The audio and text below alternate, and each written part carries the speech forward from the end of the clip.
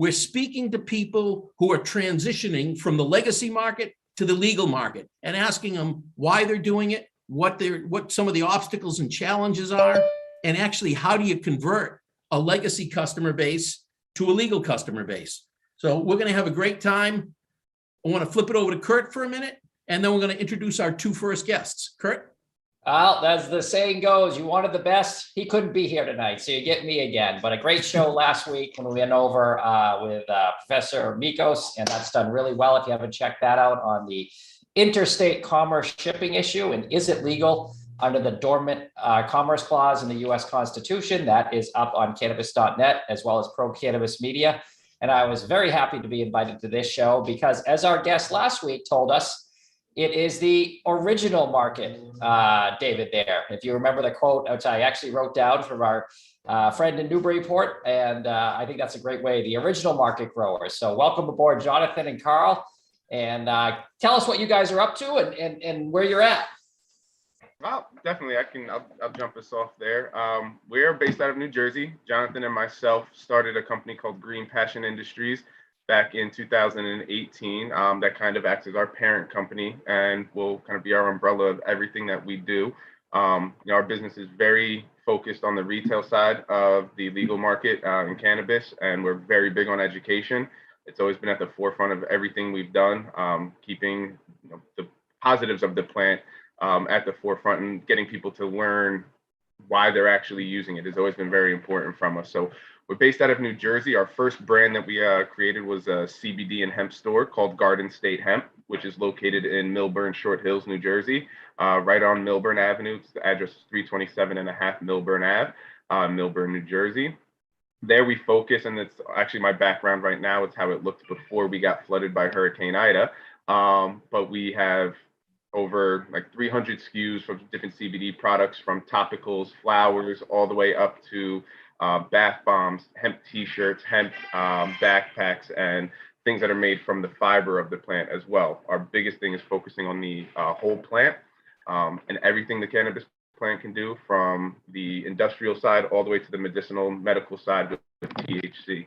So currently we are getting our CBD store back open after we've been closed for a couple months due to the hurricane and flooding, as we also prepare for the application round for a adult use Class 5 retailer's license in the New Jersey legal market. Wow. And so how is that going as far as, I'm sorry to hear about the hurricane. That's a terrible story, but glad to hear it's getting open. How has the process so far been in New Jersey for a rec license? Kind of give me the good and the bad that you've seen, or the frustration and the good part. Where are you at, and how long do you think it will take? I'll start by saying the good part of the application process in New Jersey is that they are really listening to the advocates, and I will definitely give a lot of credit to the New Jersey Cannabis Regulatory Commission. They were put together in a haste, as the bill was kind of, definitely pushed through very quickly at the end of 2020. And they have definitely listened to the advocates and have put a lot of focus on social equity and social equity applicants, and prioritizing certain licenses and applications so that people who are coming from the legacy market and people who are coming from areas that were most harmed by the war on drugs actually have an opportunity to partake in the industry and be able to build it from the ground up. So that is definitely the good. They are definitely putting some emphasis on those pieces. But I would say the bad and the ugly is that it's definitely a slow moving process. New Jersey's cannabis industry has always been hindered by the fact that our medical market was stifled for the first 8 to 9 years underneath Governor Chris Christie. It was not really allowed to expand. If you didn't have a terminal or chronic severe illness, you weren't able to get on as a patient of the medical market. So there is about 114,000 medical patients in the state of New Jersey. That's only 1.9% of our total population. So that has been one of the bad and the uglies. The opening up of the market has taken so long that, a lot of people who were coming from the same area we were, legacy market, coming into the legal market with very little funding and very little capital, they weren't able to sit there and wait out this process, and a lot of them have started to go back to their regular jobs, for not holding their brands up as much as they used to. And it's kind of a deterrent because, we don't have long money like a lot of the MSOs do to sit through a process and wait 5-6 years for it to finally be rolled out. So it's been a challenge getting the market open. And I would definitely say that's been one of the one of the bads about the New Jersey market. And other than that, it's a very heavily political game. To get into the New Jersey market, you need to have connections, you need to know people. So it's not always easy for smaller operators to get a leg up. Gotcha. Jonathan, anything to add to that? So yeah, I mean, as far as just the difficulties, like it says, it's just kind of being able to kind of get your foot in the door is a little hard when you're the little guy. But like I say, there's ways we've just kind of been trying to move around, and it's just starting so early and getting our name out there and going to the different events and meeting people and putting ourselves in front of the right people has kind of been what's been helping us. Now, without divulging too much, right? But give us a sense of like, what were you guys doing in the legacy market? And what made you decide that you want to switch from legacy market into the regulated market? So, me and Jonathan, I'm 31. Jonathan's a couple years older than me. John, I won't throw your whole age out there. Don't worry, guy. Oh yeah, we don't want to make Jonathan look old. Not Yeah, like he might be 33. Ooh, yeah. 31 and 33. I'm almost caught up the two of them together. Yep.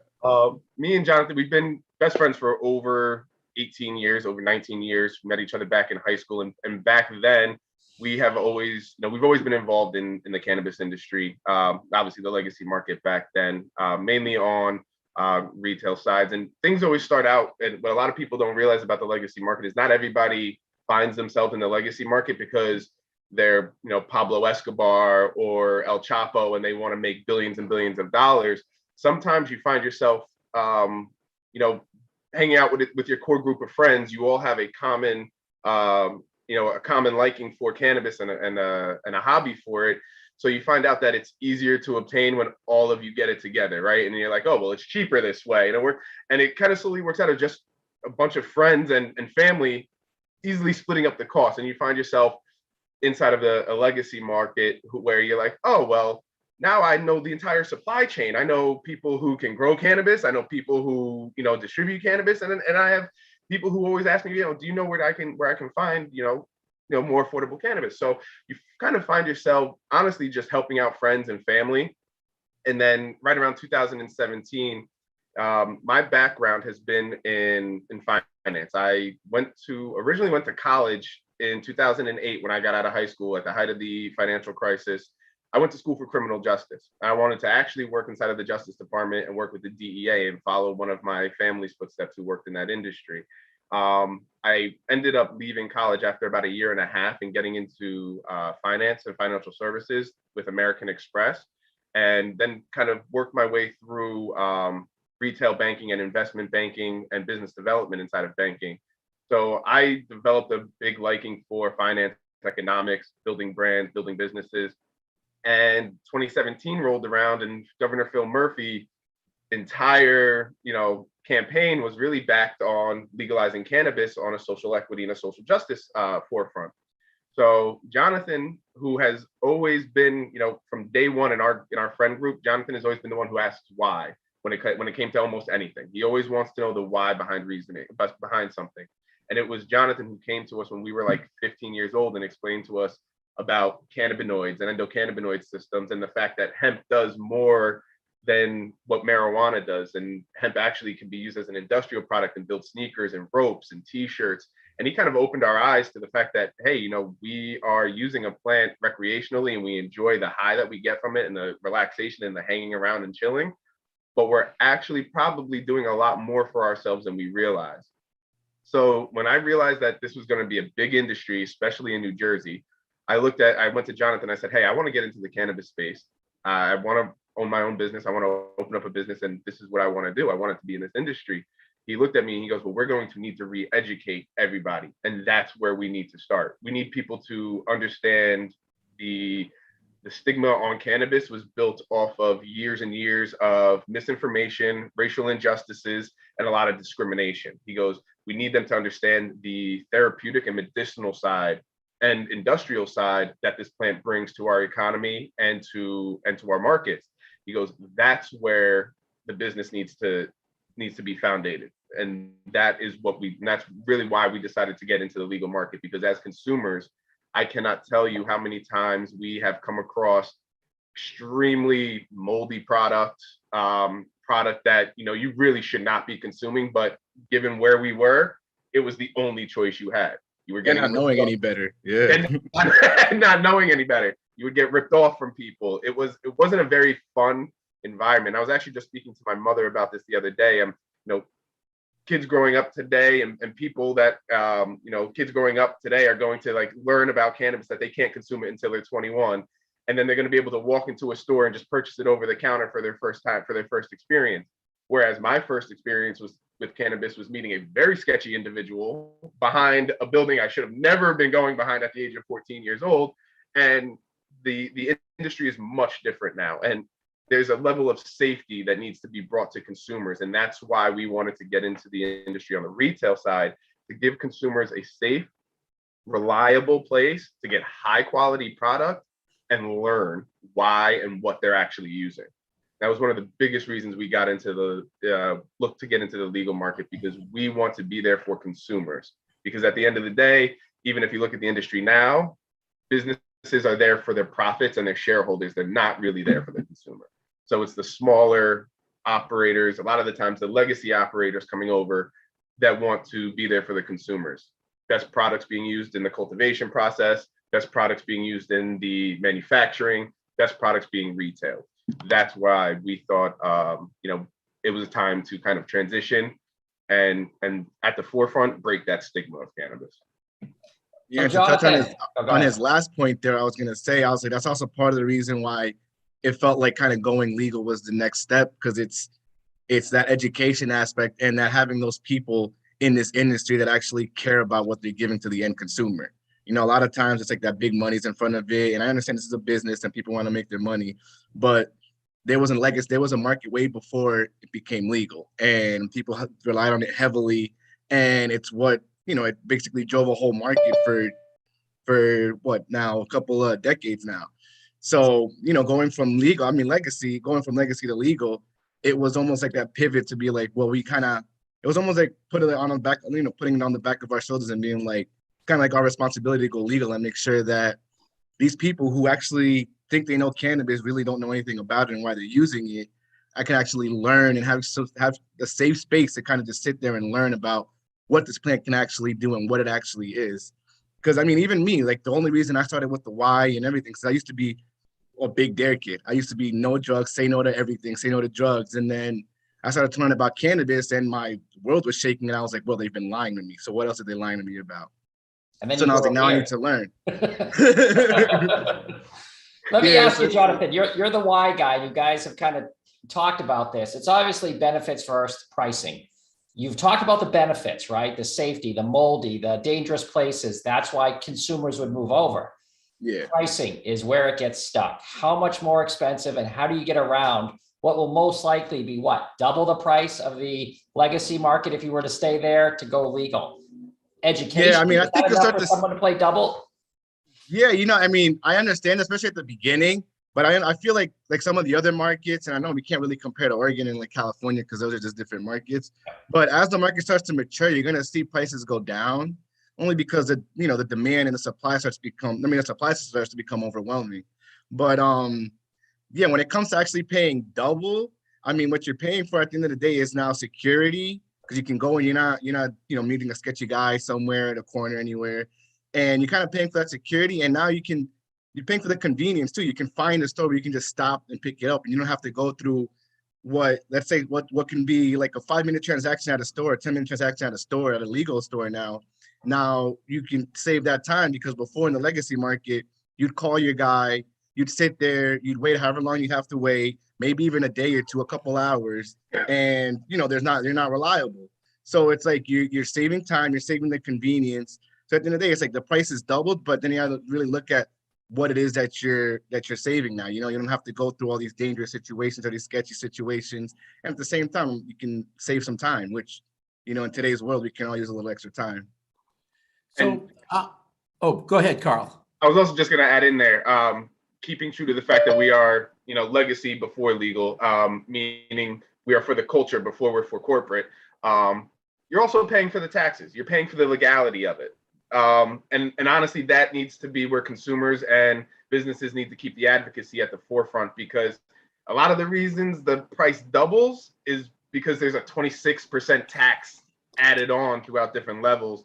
And honestly, that's the price we pay for not having to look over our shoulders. Right here in New Jersey, that's the price you pay for being able to buying an ounce of cannabis at the dispensary and being able to walk out the door and not worry about 5 cop cars jumping in on you and throwing you on the hood of it and arresting you. So unfortunately, I think as Jonathan said, as the industry matures and the powers that be, state legislators, politicians, lawmakers, and police and law enforcement realize that cannabis isn't going to bring all that negative connotations they think the legal market brings, they won't necessarily have to tax it as high, and it becomes a little bit more neutralized. I think that'll be a big piece of it as well. We have to keep the legal market, clean, safe, and respectable, and we'll see those taxes kind of even out a little bit more. Cool. So here's what I was going to do, but I'm not going to do it right now because we got the 4:20 break that'll come up in a couple of minutes. But you guys were talking about some of the pricing issues.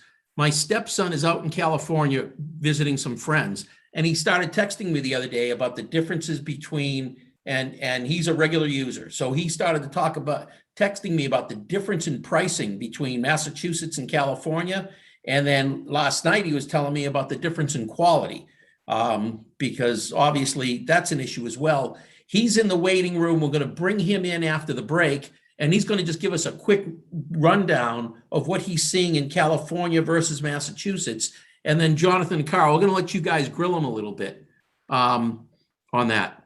But Curt, you have any other questions for him before, or should we jump into our break a little early? Let's jump into the break early and then get back. So I do have a couple questions, so we won't have enough time. Great. All right. So usually when we're running up tight, we go past the 4:20 break. So for everybody who's in the waiting room who takes advantage to light up, grab your lighters, because we're going to go into our 4:20 break with our usual Jonathan Edwards song in honor of Jimmy, who is in New York at the Cannabis World Business Conference Expo, I think it is. So stay with us. We're going to be right back. Dan, let's cue up our 4:20 break here, about a minute early.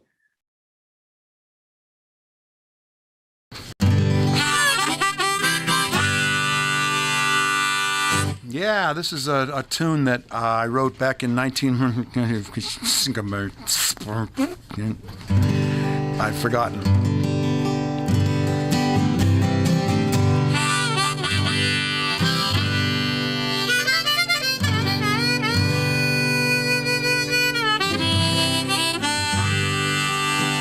We had a saying in our old band, one of my first bands in 1966 or so. What are you going to do tonight? Oh, just, like every other night, just going to lay around the shanty and put a good buzz on.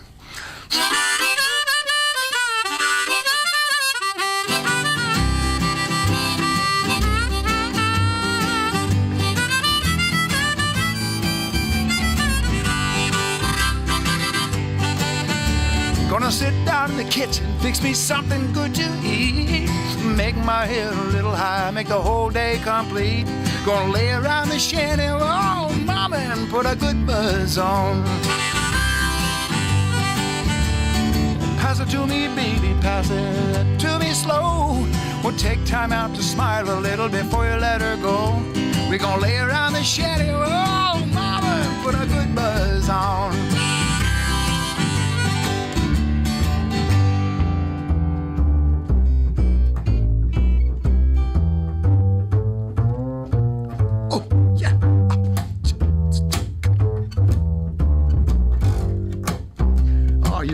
You're on something. Go ahead.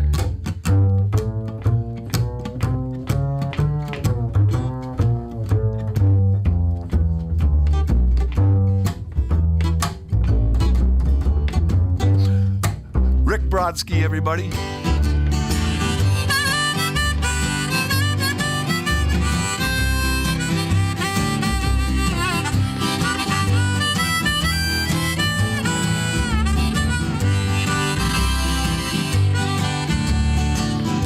nothing to do and there's always room for more. Fill it, light it, shut up and close that door, baby. We're gonna lay around the shanty, mama, and put a good buzz on. Take it, okay.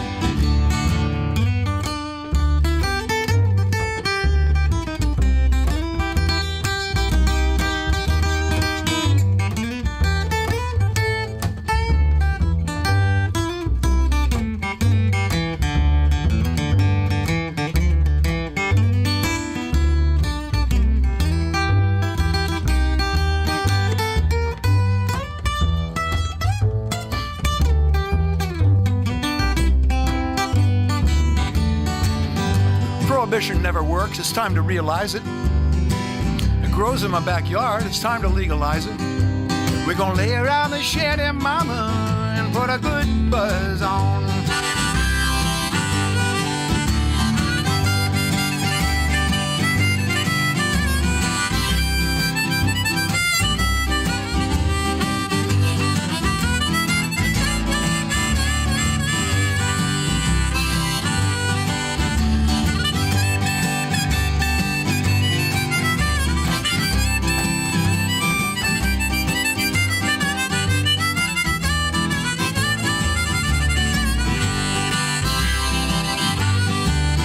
I'm gonna sit down in my rented car. I'm gonna jam it into drive. Gonna head on out and play at WSCA with Sean. I'm glad I'm alive. We're gonna lay around the shanty, mama, and put a good buzz on every night and day. We're gonna lay around the shanty, mama, and put a good buzz on.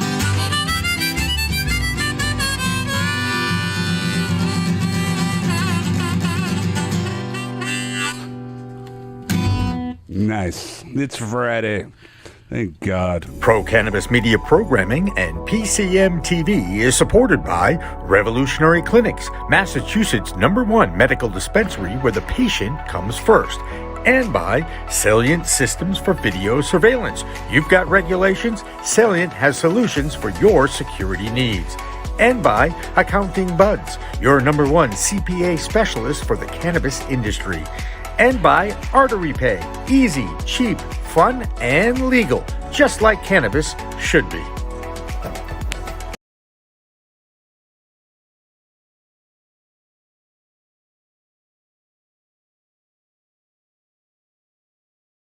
Hey, welcome back, everybody. Thanks for sticking with us. You're with us here on the Green Rush. We do this every Friday from 4 to 6. I'm David Rabinovitz, your host, joined by Curt Dalton of Cannabis.net. We've got some great guests, and we have somebody new who just joined us.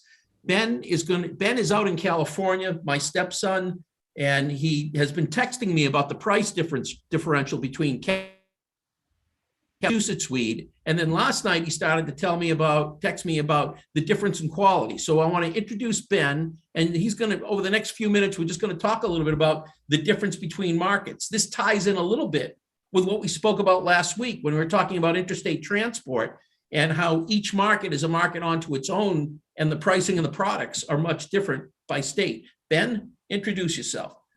Yeah, thanks, David. So as David mentioned, I'm his stepson, and we smoke weed pretty much every night together. So we have a pretty good understanding of what's strong and what's not strong. Sorry if I just let the cat out of the bag for David, but tough job, buddy. It's a tough job, but somebody's got to. You got to understand, Carl was going to become a DEA agent, so we got a DEA agent wannabe on the show, and now he knows I smoke weed. Oh. Just tell me he has his pants on, okay? Just tell me he's wearing pants, then we can continue.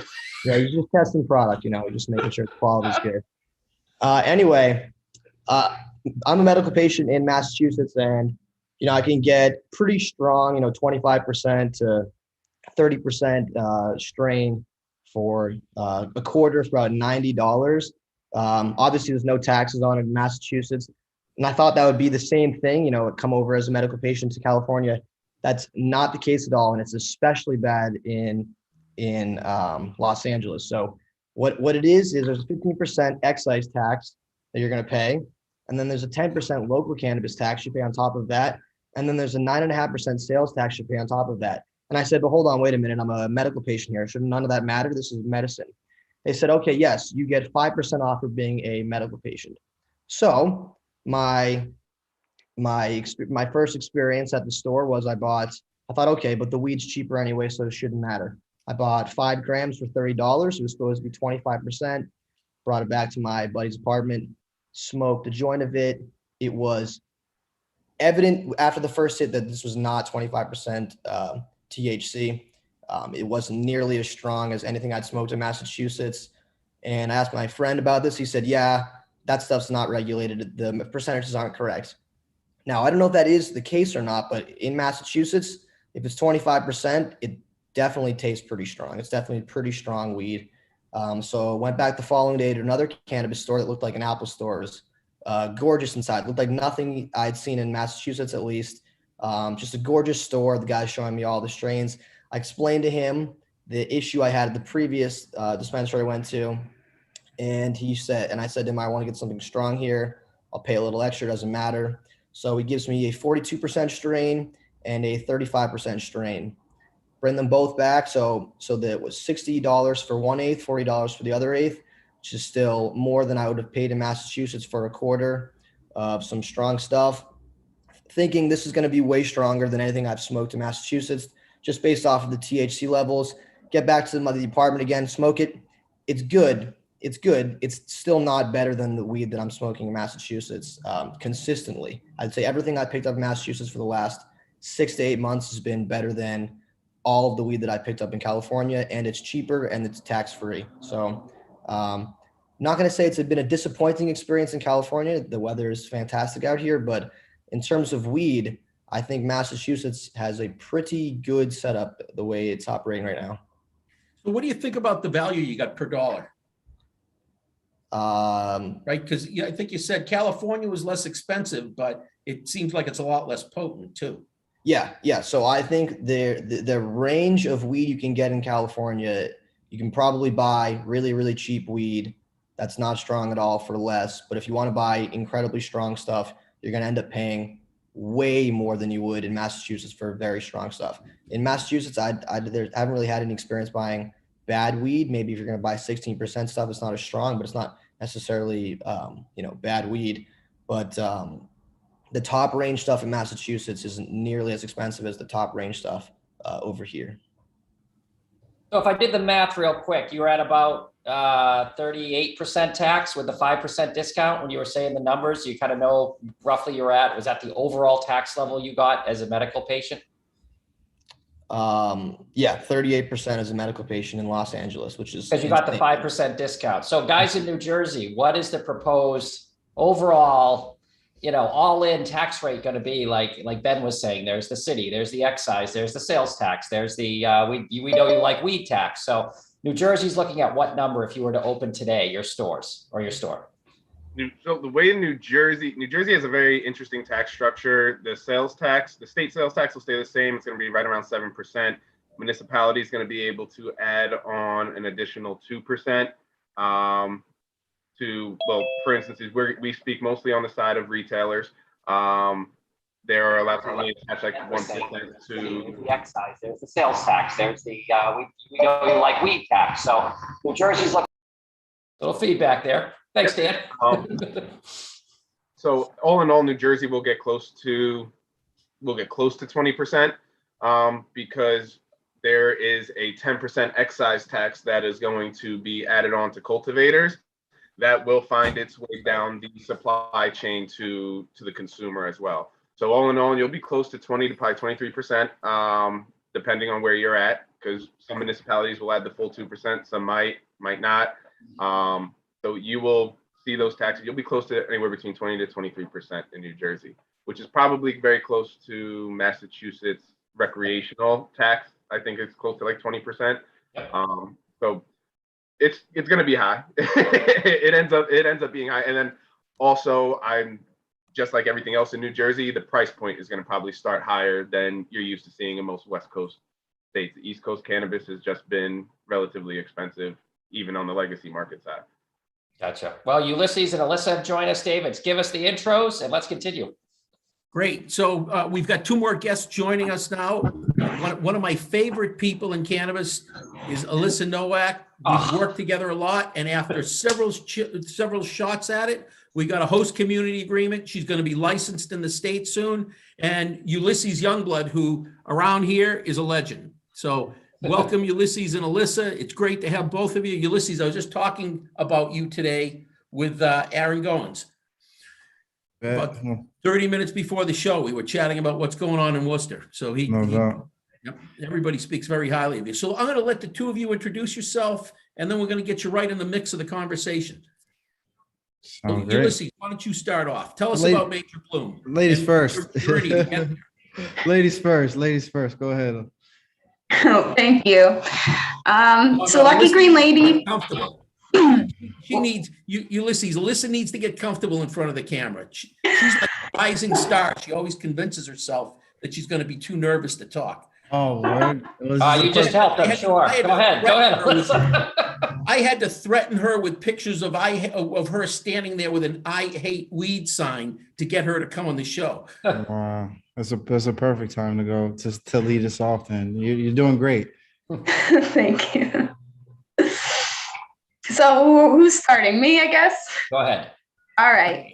Well, I'm Alissa, as David said, and we just got our host community granted in the town of Norton. I'm the owner of Lucky Green Ladies, which at first was going to be a retail establishment, but now we've transitioned to being a delivery operator.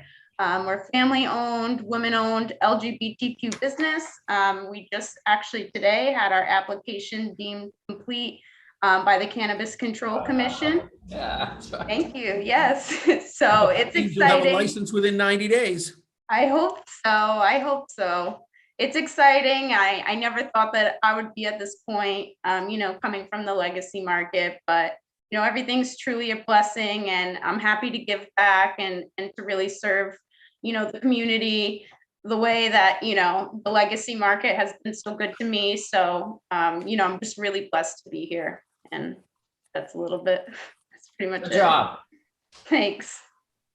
Awesome. I guess that leads to my turn here. This is the third time we're on the show, so I'll be brief. You get a jacket at the fifth time. Like Saturday Night Live. Yep. Oh, word! I'll hold you guys to that for real. I might just create it myself just to do it. Deal. Oh yeah. So president of Major Bloom. We are vertically integrated through delivery, retail, and manufacturing here in Worcester. I guess we got the host agreement back in 2019.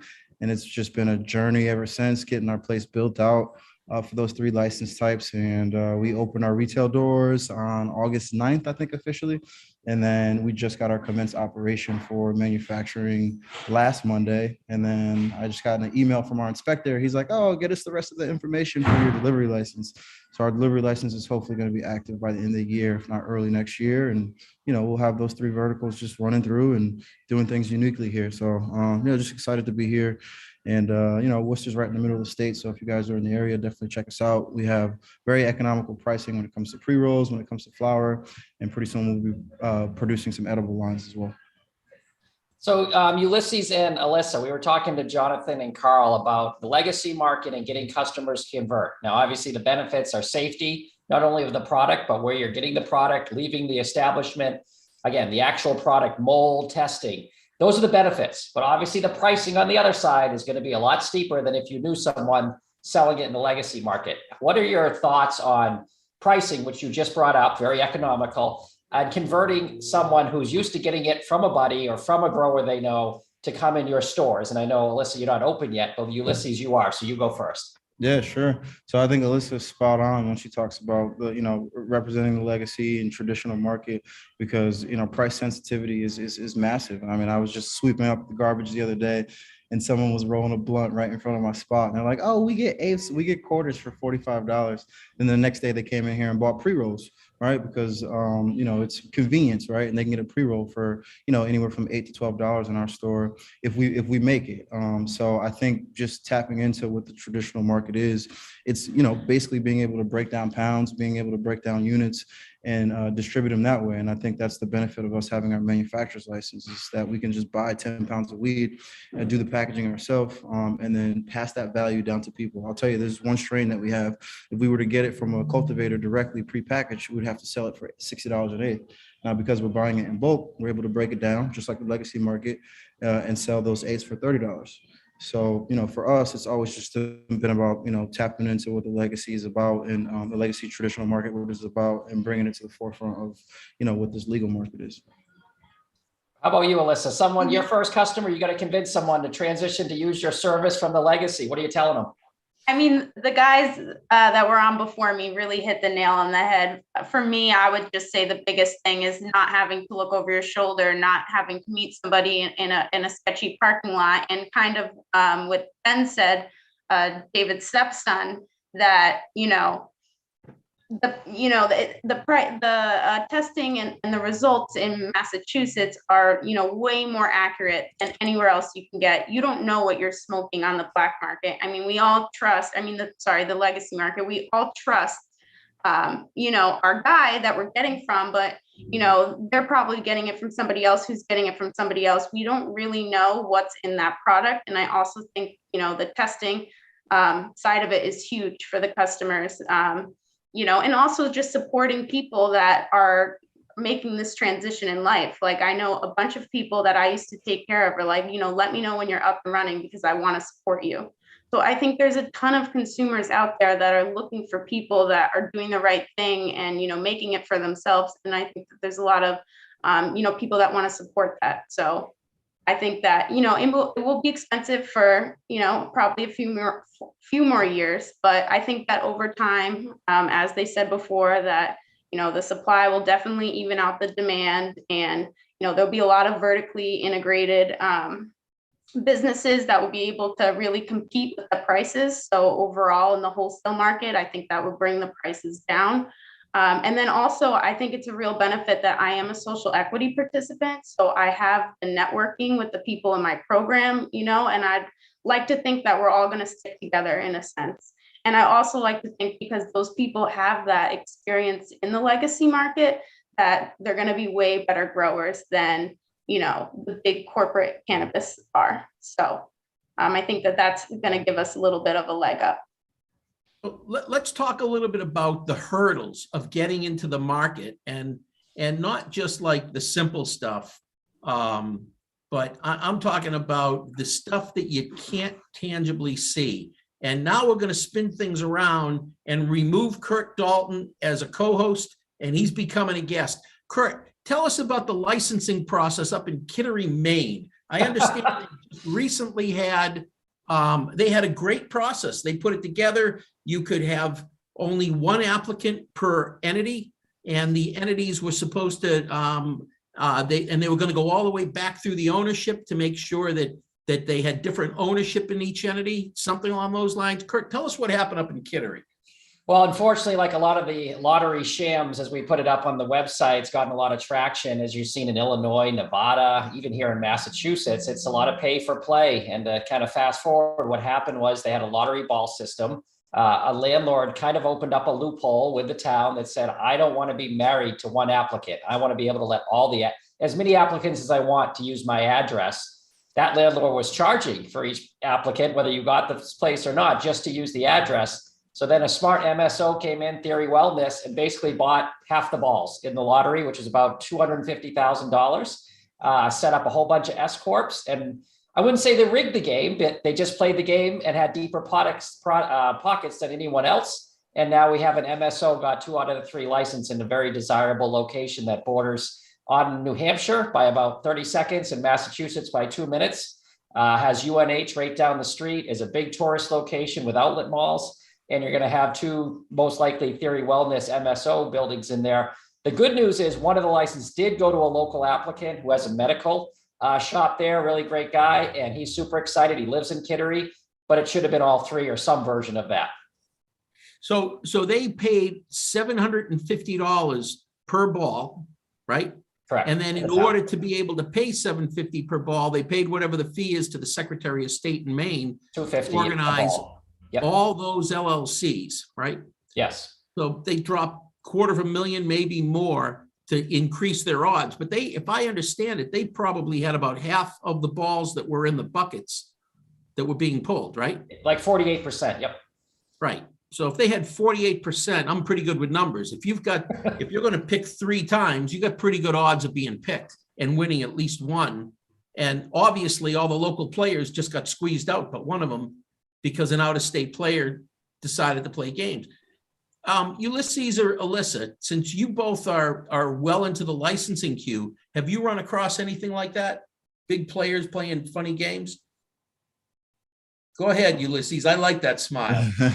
Well, you say funny games. I don't know if it's really funny. I mean, it's just very, as we talk about the legacy market, I think it's traditional for big business. And we talk about lobbyists, talk about companies that have deep pockets. I mean, this is kind of what America was built on. So it's not too uncommon.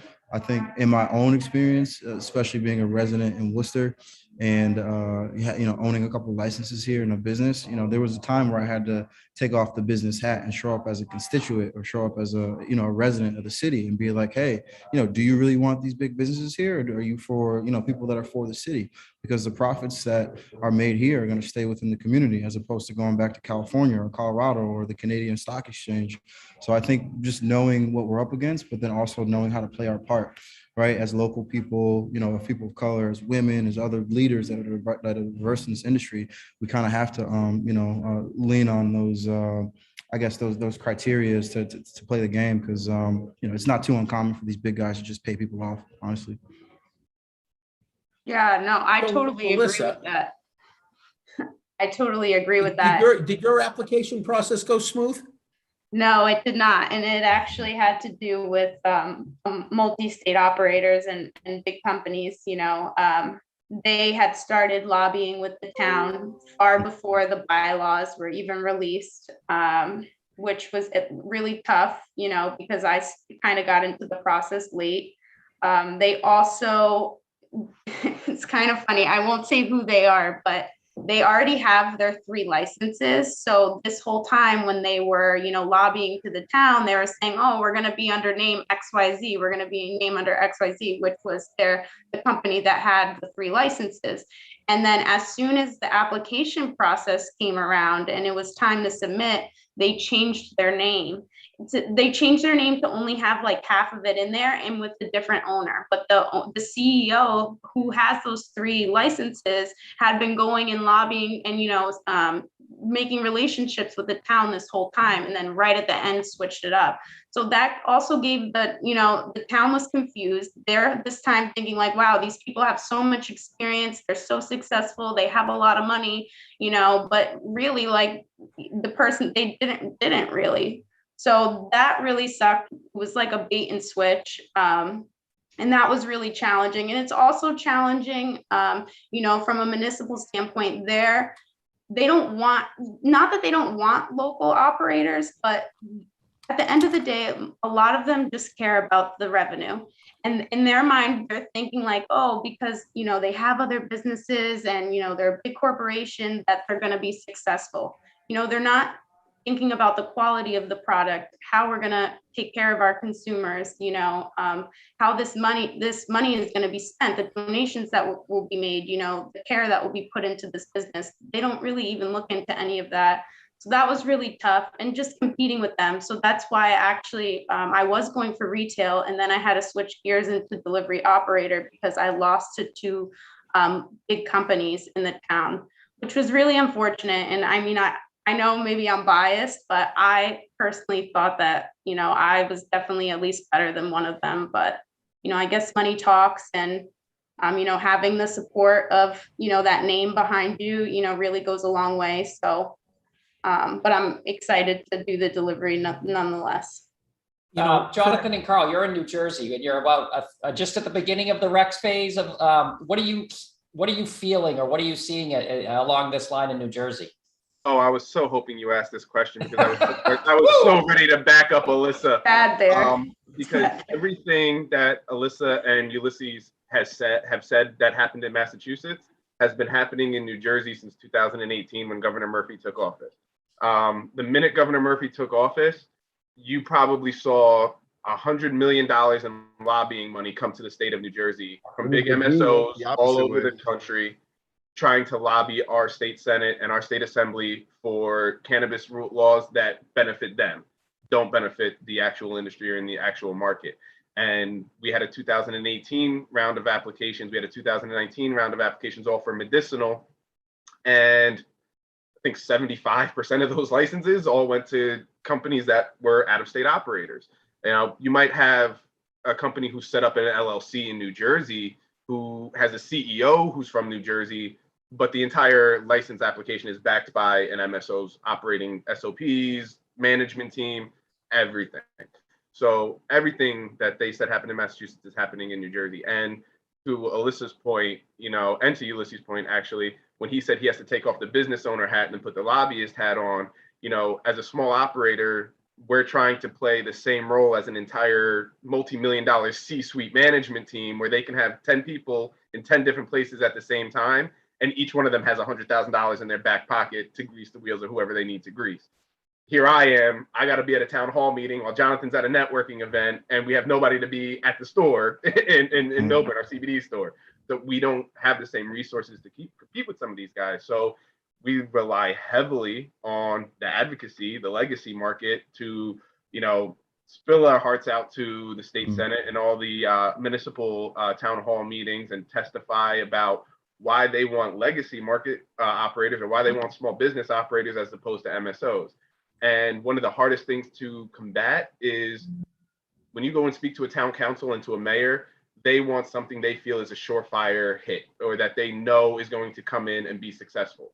And when you have, for instance, myself and Jonathan, no real cannabis industry experience in terms of working for a licensed operator, but we have years of legacy experience and years of other, you know, business experience, we still can't compete with what they feel would be a better business in their municipality. They want to make sure the 2% tax revenue comes in day one. They don't want to wait. They don't want to wait for us to get up and running and or to be cash flow positive. They don't care about any of that. They don't care about, you know, net capital deficits. They don't care about it. They want their money. They want it now. And some of the things that we were seeing in some of the previous applications and we're seeing now, you have to pay to get a municipal approval letter, right? Some of these municipalities are literally putting it in their ordinances. The municipal approval fee is X. Like, you want me to pay $10,000 to get an approval letter for you, and I got to pay the state $20,000 to get a license? Make it make sense. I don't have that kind of money. Me and Jonathan, just to try to, you know, give ourselves the appearance of being up, you know, poured everything we had into a CBD and hemp store to give ourselves some type of, you know, prove that as a legacy market we have business acumen, because that's been one of the biggest stigmas to overcome. It's like, oh, you know, and I was on the phone with an investor who telling them mine and Jonathan's story. The first thing he said to you is, no, the CRC is not going to care about your experience smoking weed. I was like, I got a lot more experience than just smoking weed. Like that isn't my experience. You know, how many times have you broken down a pound? Like, how many times have you gone through this? So it's hard to, you know, I have investors who care more about the fact that I spent 13 years in banking than they care that the fact that I know every terpene on the list. They don't care about my cannabis knowledge. They think I look better because I have banking experience, when in fact, a banker knows nothing about cannabis. Your average banker knows absolutely nothing about cannabis, except how to roll it up and consume it. That's about it. So we found out David smokes weed every night with his stepson, so it's cool. That's fine. Jonathan, you're the why guy. I think Illinois, I think it was the headline, has 11 billion or some huge number in sales. Not one dispensary is owned by an SC or EE applicant yet. Why? Illinois, I can't say why, but yeah, like I say, they just go for those multi-state operators and they make it, to Carl's point, they make it seem like we don't know what we're doing when it comes to business, you know, as if, you know, being in the legacy market, you've never learned anything. But then it's like, you got guys like Carl, and I know me for myself, I've helped open up a successful dog business, you know, a dog and grooming business, 2 of them actually, that are doing very well. I own my own dog sitting and dog walking business. So it's like, when it comes to business, I know and understand it, and I can put things together and I can make money and I can make a profit. But like you say, when we sit there and talk to these MSO, you know, all these other guys or these investors, they make it seem like our years in the legacy market are worth nothing. And I feel like that's what a lot of legacy guys that are coming from the legacy market are dealing with across the nation, period. And when it goes to state and town to town, and everything seems to be just focusing on, we want these MSOs because they have more of a proven record. But when it comes down to actually quality, and you're starting to see it, especially here in Jersey, all the callbacks and all the mold and all the even the pesticides, even finding worms in your product, in your final medicinal product, even like a recreational or adult use product. In a medicinal product, you're still finding worms and mold, and it's just like, well, that's what happens when you run to MSOs, and this is the problem you start to run into. So it is a huge challenge, and recalls come out months afterwards. Yeah. And those recalls come out after a whistleblower, so it's like, and you figure that the states are going to pick those up, so it's like almost as if when it goes state to state, they're gearing their laws and the regulations and everything based on what the MSOs want, which is what makes it harder for us little guys to kind of get in. Ulysses, are you there? Can you hear me? I know he's talking. You're a legacy that made it kind of through this race. I'm not that you're totally done with your delivery, but your rec. Did you feel these? How did you get through it? As these guys are kind of, at the marathon, they're at mile 2, you're at 25. What would you tell these guys looking back on, being able to get through the pressures of the MSO and getting to where you're actually do your first retail sale? Yeah, no, absolutely. It's definitely more of an Ultraman than a marathon. Yeah, 80 miles. Sorry, yeah, that's what he said. Something crazy like that. But honestly, as these gentlemen were talking from Jersey, it made me think about the conscious decisions that transpired to get this far, right? Because I'm tapped into dudes that still run around this neighborhood that I'm in, because we're not in a Main Street neighborhood. We're in a pretty much a projects, like a hood, where our store is. And, I know dudes that want to transition, but they make the conscious decisions to stay 1 foot in, where, for me, it was like, all right, I'm going to put my head down and really focus on this and not deviate from that. Right. So I think that it's a rock and a hard place, because to be honest with you, there's a lot of people who don't believe in the industry or even the opportunities in the industry, like an equity program or like, things that the states do to try to get more involvement, or as Massachusetts puts it, essentially full participation, right? So people who are in the legacy market, traditionally don't believe in the government. They don't believe in, what I'm saying, that there are opportunities that we can take place in. So I think, at least for me, that's one of the biggest things, is that like trying to understand like what they put forward in front of us and how to take advantage of that. I've always been a person to not be afraid to ask questions and not be afraid to ask for help. So I think that's one thing that it's not necessarily involved with the legacy, but it has to do with your kind of personal ethos, if you will. But I think I'm trying to think about, what was the question again? Well, these guys are kind of just starting the rec process as SE and EE, and you've actually done a retail sale. You're working on your delivery. And you had to go through this. You had to go through the MSOs and the people getting bought off. And that was it. Right off the bat, how did you get through the part of, well, you're not an MSO. How does Worcester know that you're going to get up running quickly and they're going to get their money? Yeah, no, that's great. So yeah, aside from making the conscious decision to be full in with like studying licensing and getting through licensing and business operations, is that we do have to play nice in the sandbox with these MSOs, right? So I think the biggest thing is that they respect someone who is out the mud, like bootstrap effort, if you will. I have no problem with calling Curaleaf or any of these bigger operators and asking questions on what we need. So I think that's the biggest thing, is that like, once you get it out the mud, once you do it on your own, you have the basically resources to reach out, because they do play nice in the sandbox once you get to a certain point. So I think that's the biggest thing on my behalf, at least for my business, is that, I put up my own funds. I was able to raise funds with family and friends. And because we got to a certain level, now we're in the ball game, right? And now they have to respect our effort. And I think that's one of the biggest things that are telling, is that like, once you get to a certain point, people are willing to offer up information, and the conversation shifts a little bit, where it's not like, oh, you don't know what you're doing. It's more or less like, oh, we want to be a part of what you're doing now. And that's literally any company in Massachusetts, any of the larger companies in Massachusetts. They want to work with us because we're in a unique situation. Gotcha. So just real quickly, Alissa, you're going for marijuana delivery operator license. So you're going to act like a mini Amazon. No. We have a courier license. Alissa. So Alissa, gotcha. Around real quick. So Alissa, you're looking to be basically a miniature Amazon of weed. You'll buy product wholesale and then take orders over the internet and deliver it. Ulysses, you've got a retail store, but what other licenses do you have? Yep. So we have a manufacturer's license, and then we have a courier license. The manufacturer's license is commence operation. The courier is at provisional, and it'll be at final license by December. That's great. So you're buying your product on the secondary market? No, wholesale? no. So we produce our own product. Again, vertically integrated is important for equity. So this is all under one roof, right? We have our manufacturer's license in the back, our retail in the front, and in between is our delivery inventory room. So a little different. Vertical integration is important for equity. So earlier you mentioned about $60 versus $30, right? Mhm. Because it would cost you $60 if you're buying it and it's all prepackaged versus $30 if you buy it wholesale and package it. Right. That's buying from third parties or that's coming out of your own grow? No, that's coming from cultivators. It is. So third party. So how much of your product with your own cultivation, how much of your sales are you able to support yourself versus what you have to buy from third parties? So are you asking the percentage of products that we produce? Yeah.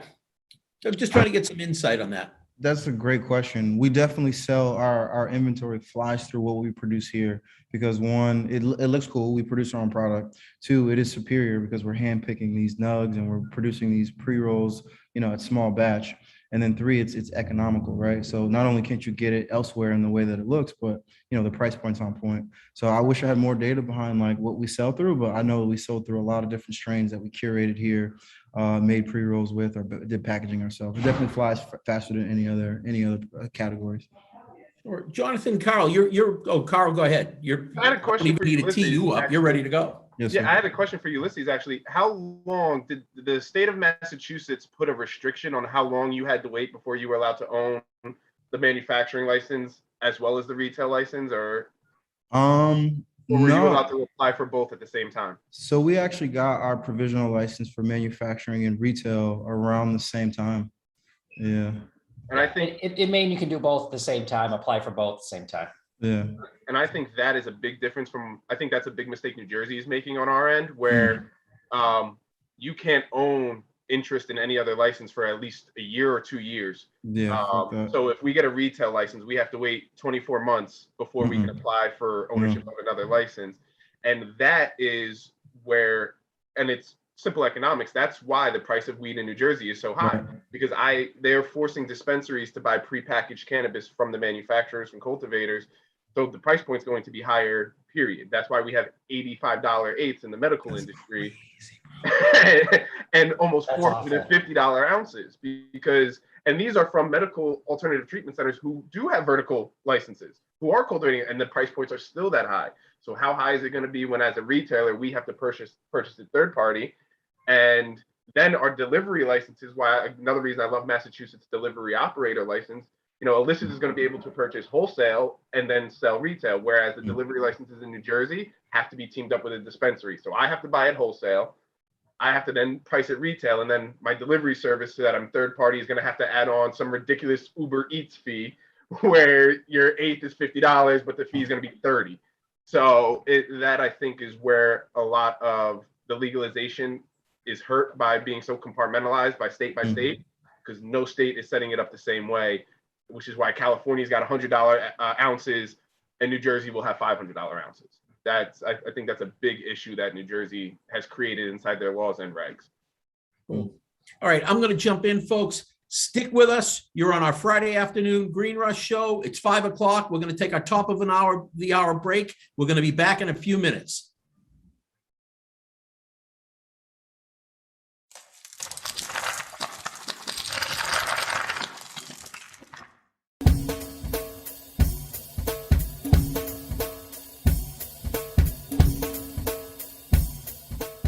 Difference is building a solution for that individual, not just a custom, here's a box, here's a video, here's how you make your VMS. We custom design and custom build every situation for exactly what the customer needs. And we keep the cost low. We have multiple tiers, as far as what you're looking at on the cost side of things. If you want a one-time, where you just pay one initial cost, we have that. If you want to maintain your system and have the highest protection and highest capabilities and highest upgrades at all times, we have different plans for you. But we scale it so it's scalable and affordable 100%.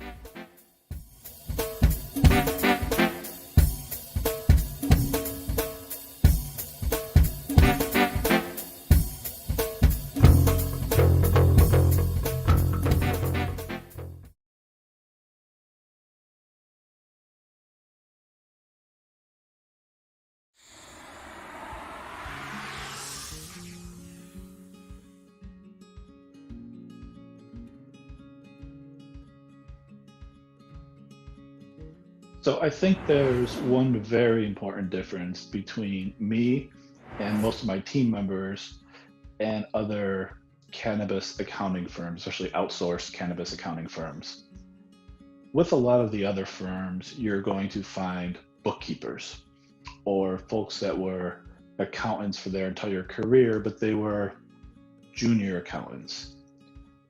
I've spent most of my career alongside CFOs at public companies, companies with thousands of employees, public companies. So much of my career wasn't spent in the debits and credits. It was spent with the CFO, CEO, COO of large public companies, working on strategy, working on planning and big initiatives, working on projects such as mergers and integrations. So that high level experience, along with being able to do the debits and credits and having members of my team that also have fairly senior experience and also members of the team that are junior and can do the bookkeeping at a little bit lower cost than some of the people with the experience, gives our clients a much broader depth of experience than a lot of the other firms where you're hiring someone that is just a bookkeeper and can't help with the strategy side of it, or someone that's been an executive for a long time and can only help with the strategy but can't help with the hands-on.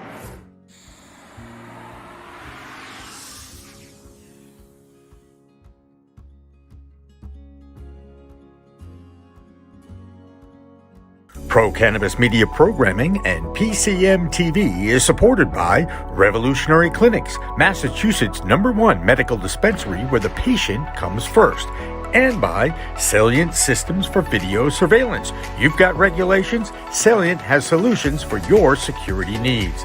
And by Accounting Buds, your #1 CPA specialist for the cannabis industry. And by Artery Pay, easy, cheap, fun, and legal, just like cannabis should be. And we're back. Thanks for hanging with us. It's the Friday afternoon, the Green Rush Show here on Pro Cannabis Media. I'm your host, David Rabinovitz, joined by my good friend from cannabis.net, Curt Dalton. We've got a great lineup. Ulysses Youngblood of Major Bloom in Worcester, Massachusetts was with us. He had to jump during the break. We thank him very much, but we're bringing in Derek. And Derek has been on our show before, and he's got a great story to tell. Derek, introduce yourself and tell our audience what you do and some of the facets of your business. So my name's Derek D'Ambrosio. I'm the general manager for Cape Cod Cannabis. We are the largest adult use dispensary on the Cape. I did come from the legacy industry. So I'm one of the very few in Mass that have actually gone from legacy to legit. And yeah, we sell some of the best products out there. We're the largest adult use dispensary. We won Best of Weed Maps 2021. We have the most amount of reviews for any of the local competitors. So my job is to curate the best products for my clientele. And don't you have a limousine or car service? Yeah, that's how I got in. That's how I got into the business. I own Elite Limo, and I was driving around a venture capitalist, and I pitched him the idea. He put the team together because honestly, I could never have done this myself. And after years of hard work, it took us over 3 years and over $1 million. And a couple shots at different locations. We finally opened up our first adult use store on 4/20 of this year. So it's my dream come true. Nice. That's great. So what do you find is the challenges of going from the legacy market to the regulated market? And why did you decide to make the jump? I mean, why not just stay with the legacy market? Once it became decriminalized in Massachusetts, nobody seems to care about it anymore. If you sell in small amounts, you probably could have just stayed under the radar. Why go legal? All right. Well, to describe my legacy business and why I decided to go legal, I started back in '94 in Charlestown. Right behind me is the Bunker Hill Monument. I was working at the city of Boston. I was in the Red Shirt program. When I smoked my first joint, it was with my coworkers from that group.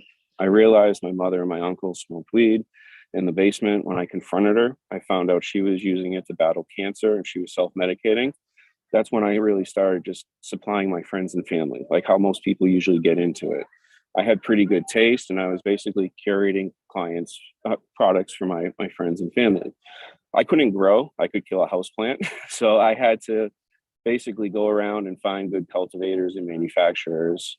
So when I was building my supply chain, I have great people from all around the world: Amsterdam, Canada, Mexico, Emerald Triangle, Colorado, Maine, Rhode Island, Michigan, Florida, and of course, Massachusetts. I got out of it because money doesn't buy happiness, right? I have a lot of friends who are still making a lot of money, but I have PTSD for my life in the legacy market. By the end, when I retired, I was using a forklift to re-up. I was moving a significant amount of product a year. I was always worrying about getting raided or robbed. I couldn't sleep. I was literally putting my life on the line every day. And I have a lot of friends that ended up either dead or in jail during this war on drugs. I still have some POW friends out there. And I look at it like, now that prohibition is over, this is my chance to create my own cannabis lifestyle brand and create generational wealth for myself and my legacy friends. So Derek, you've, again, these guys from New Jersey, Carl and Jonathan, are kind of right at the beginning. You've converted people from the legacy market to legal retail. And we've talked about the benefits versus costs, right? So you have the testing, the mold, the better product. You're not going to a shady place. You're not going to get, jump. You're meeting shady people. What was the transition like? How did you pitch people who are your legacy clients to say, hey, I'm retail, it's more expensive, but here's why you got to come over to this side? Well, so here's the deal. Most people, when they're coming into my shop, they're not looking to get high. They're looking for help with sleep or pain. And they need more than this is gas, this is fire. They want help. They want to talk to somebody. I have a certified ganjier on staff. We consult. So you might have your flower guy who, if you know what he's growing, if you see what he's growing, how he's growing it, he can probably give you better product for a lower price. So I'm not going to be able to beat that. But you know what? Can he also make edibles? Can he make 1906 bliss pills and make you a literal happy pill? People come into me for all the other things. So you don't have to buy everything from us. If you have somebody that's good at making your favorite brownies, but you don't have a flower guy you can trust, go into an adult use dispensary to get all of the other products or to get educated. Most good dispensaries have a section where they'll take the time to educate somebody and teach them what the effects are. And, it can be scary and overwhelming. So I feel like a kid in a candy store. I think that's great advice for Carl and Jonathan in that don't go for the whole customer. You might not get it. And he might have a supply, like you said, a flower or whatever, be what he doesn't have, and he will pay up for the things he can't get from his legacy market guy. So Derek, what would you, if you were giving advice to two young men, even though they don't really think they're that young because they're over 30, but from my vantage point, they're still kids. But if you were giving these two guys advice, because you've been through the journey, what would that advice be? And then secondarily, if we got a bunch of municipal officials here in front of you from New York and New Jersey, what would you tell them in order to make sure that the disadvantages that we've heard today don't necessarily keep happening to everybody new who comes in? Well, so everybody wants to get into the cannabis industry. And I hear this question a lot from a lot of people. And what I tell them is the cannabis industry needs everything that every other industry needs. So what do you do? Are you good at marketing? Are you good at growing? Are you good at selling? Do whatever you're good at in this industry, and then find the best people you can afford to do the rest. I could never have done this by myself, whether it was my legacy business or my adult use business. You need teamwork. Teamwork really makes the dream work. So having Wall Street meeting the street, those two need to respect each other because they both bring a lot to the table. We're in the compliance business so that we can sell cannabis. So that is the most important thing, is you have to stay compliant, know what the laws are, make sure you're up to date, and talk to your regulators. They're not the bad guys. They have a job to do. They're coming in, they're going to make sure we're playing by the rules and we're doing everything legit. And don't like Ulysses said, you can't be 1 foot in, 1 foot out. It has to be all or nothing. So, and everything you did has a shelf life. So, like, if you have to have an entry plan into this business, if you're selling pounds today, that's 7 years that you have, at least, depending on your state, hanging over your head until you can legally do anything, because that can all come back to bite you. They don't have to catch you in an act. It's conspiracy and all that. So it's always best to just follow the rules and do the right thing, or else you're gonna end up going down, and you're gonna make the legacy market look bad because you're representing this. So the few ones that do get in, they need to do a good job and represent the rest of them, so that people can't talk trash about the legacy market. Derek, what's one piece of advice you could offer these 3 young people just getting started for coming from the legacy market? What's one mistake or something you wish you could have done different in the last, 2 years coming from legacy to legal? Well, the only mistake that we really have, we were trying to get a location near Boston College. We spent a lot of time and money. That location checked all the boxes legally, but we didn't have the people on our side. So when we got to the HCA, we ended up getting turned down. And another group that had their stuff together better than we did got that location. So we lost a lot of time and money, and it was a mistake. Was that a bar, Derek, the location? Yeah. So it was close to that bar. You know what I'm talking about. And I know what you're talking about. That was in and out of the news regularly. Yeah, Yep. I mean, if we wanted to, we could probably sue over it. But instead of like crying over spilt milk, we focus on the future. The cannabis business is an insane business to deal with. You have to roll with the punches. Like Mike Tyson said it best, you all have a plan until you get punched in the face. So you're going to have to roll with it, pivot it, do what you do best, and then find the best people you can to do the rest. So put the team together, because it's going to take a solid team to be successful. Any questions from Carl or Jonathan for Derek? You guys are kind of looking at someone that got to the other side, or even Alissa, because I know your retail fell through, but you're delivery now. So go right ahead. No, I mean, I don't think I have any questions. I listening to their stories, I already can tell some of the hurdles that they went through. I think maybe the only question, for us and for anyone else who might be listening in, trying to take the same steps we are, what were some of your tactics to get through to the municipal level? State level is one thing. Those people, on our level, we don't get to talk to them until we get licensed. But getting the municipalities behind you, what were your kind of tactics for tackling those hurdles? So the team, that wasn't my department. I'm very good at what I do, and I get to focus on what I do. And then I have the rest of the team to do the rest. So you would have to ask the person on my team to handle that. But that's all, that's why you can focus on what you're good at. If you get the opportunity to get into an organization and do something that you love doing with people that you really like, there's nothing better than I get to legally sell cannabis for a living. This is my dream come true. So every day, and no matter how bad my day is, let's say I'm in the vault until 4 a.m. trying to figure a discrepancy, going through cameras and all this stuff, it's still a lot better than the worst day on the street, you know what I mean? So and you might make, so I money doesn't buy happiness too. So you're going to be doing a lot more work for a lot less money, but if you're going to be able to sleep at night. So if that's okay, if you're okay with that, and you can humble yourself and you can say, hey, I want to do something that I love doing, and I know I'll get paid an honest living, like a decent wage, but you're not, it's everybody jumps into the cannabis industry thinking that they're going to get rich quick, and get rich quick schemes never work out. So you got to be in it for the long run. If you do something you really like doing, you're going to be really good at it, and then people are going to be willing to pay you top rate for what you do. And if you're going to be happy doing that, then great, come on in, join the industry, but don't get in just for the money.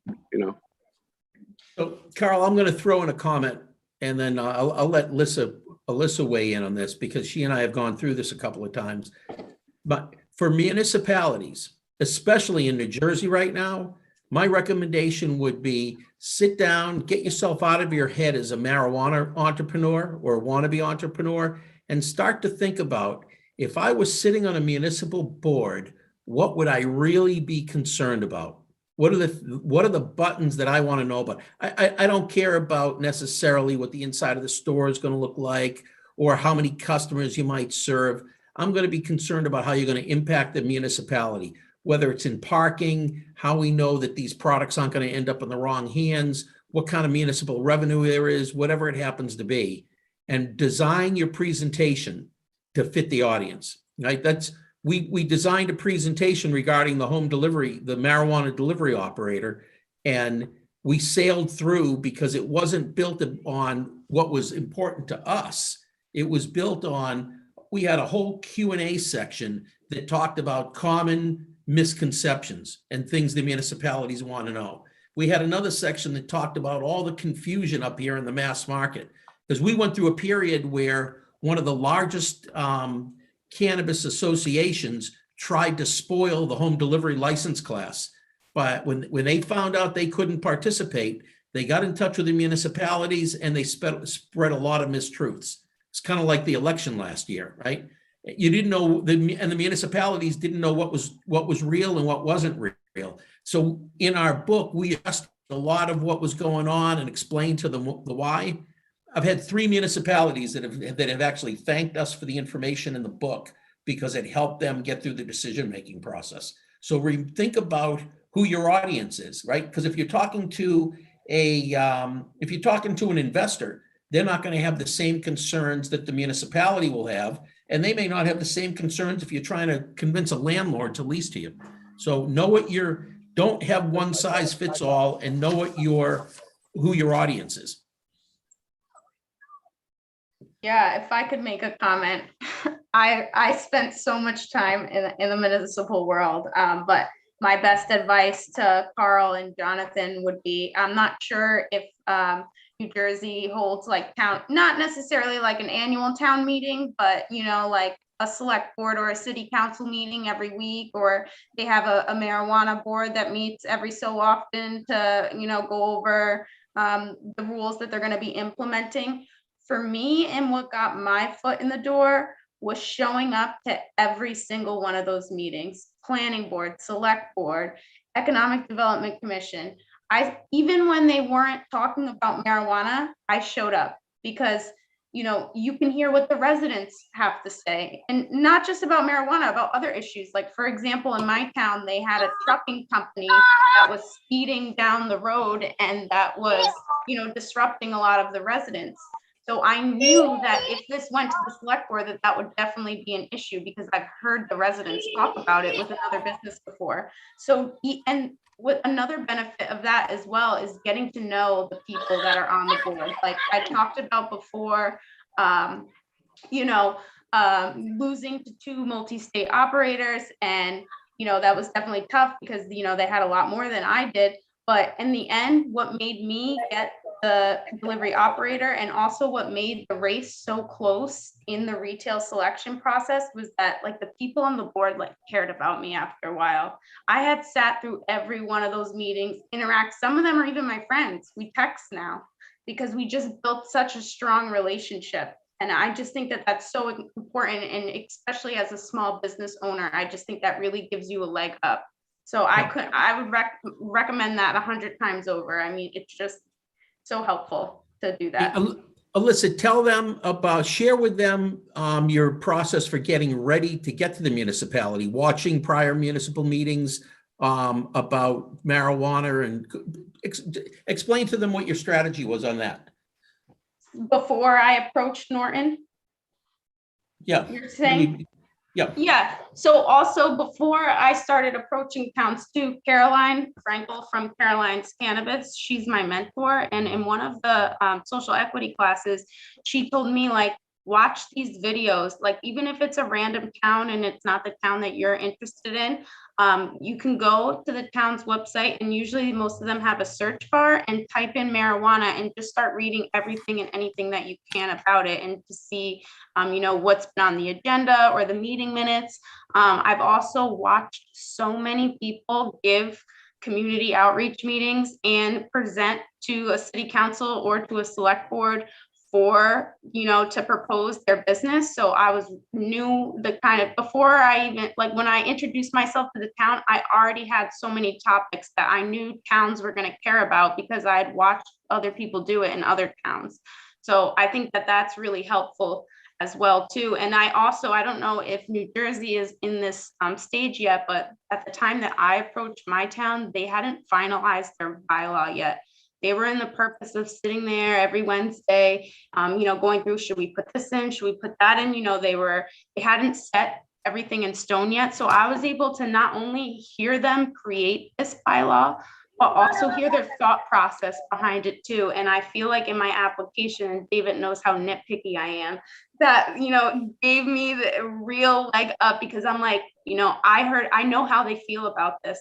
I know what they said about this issue, and I just felt like that really set me apart from, because the other two multi-state operators, they don't even care. And you know what, now that I've gotten my HCA, I still go to the town meetings, even when they don't talk about marijuana, because I want to show that I'm a good business partner. And not only am I here, obviously I'm not here for the money. I'm here because I care. And I care about the residents, I care about the town, and I care about my customers. And I think that's so important. Being an invested stakeholder. Yeah, absolutely. And you mentioned that, Carl, where you'd have Jonathan at the board meeting, and you're, talking to an investor, you have nobody to run the store. So it sounds like you guys are well involved with the communities you want to try to apply, and the location of your first store, correct? Yeah, we've been actually doing just as Alissa and Derek both said. I can't tell you how many town hall meetings I've been to in the last 12 months. There are times where I'm sitting in a town hall meeting with another town hall meeting on my laptop, and I'm also on a CRC, Cannabis Regulatory Commission meeting on my phone, trying to listen with 2 ears to 3 different conversations. And I'm sitting down in Trenton waiting for the whole thing to start.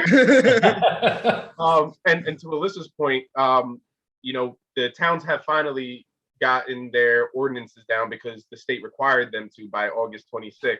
And out of 524 municipalities, only 98 are going to allow dispensaries in the state of New Jersey.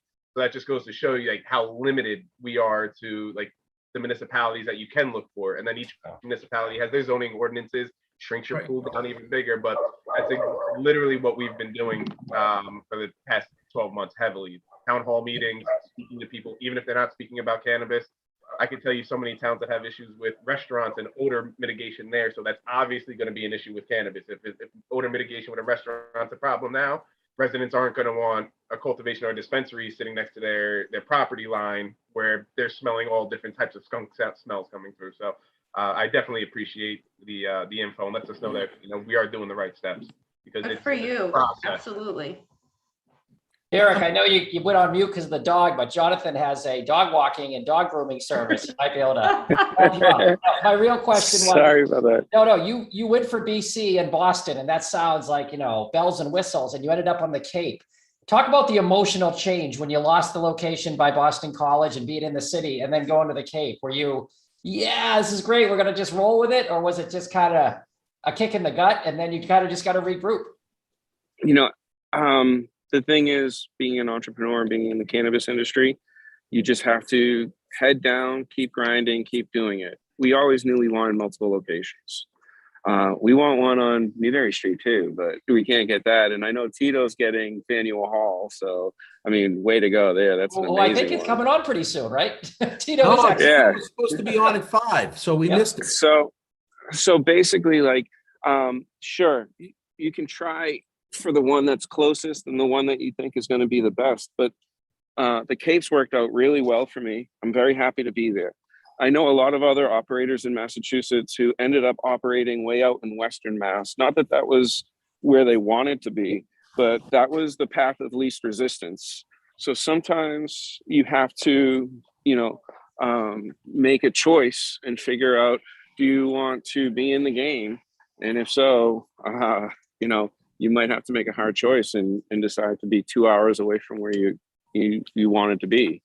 And you have to I put in 3 years of hard work. We spent a lot of money and there was no guarantee that we could open. So yeah, it's definitely a kick in the gut when you have something that on paper should work, but then you go and you get turned down. You just got to roll with the punch and go with it. Let me spin right through the four of you. How long of a commute is it, or would it be, to your store from where you are now? And do you plan on moving?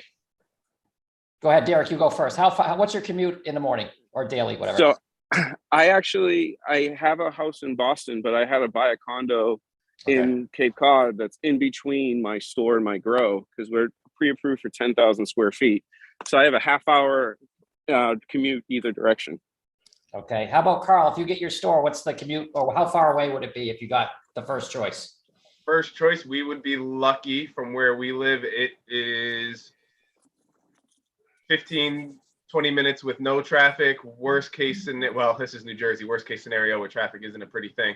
But you know, worst case scenario might be like a half hour, 45 minutes if like the highway was really backed up. But we would be roughly about 25 minutes away.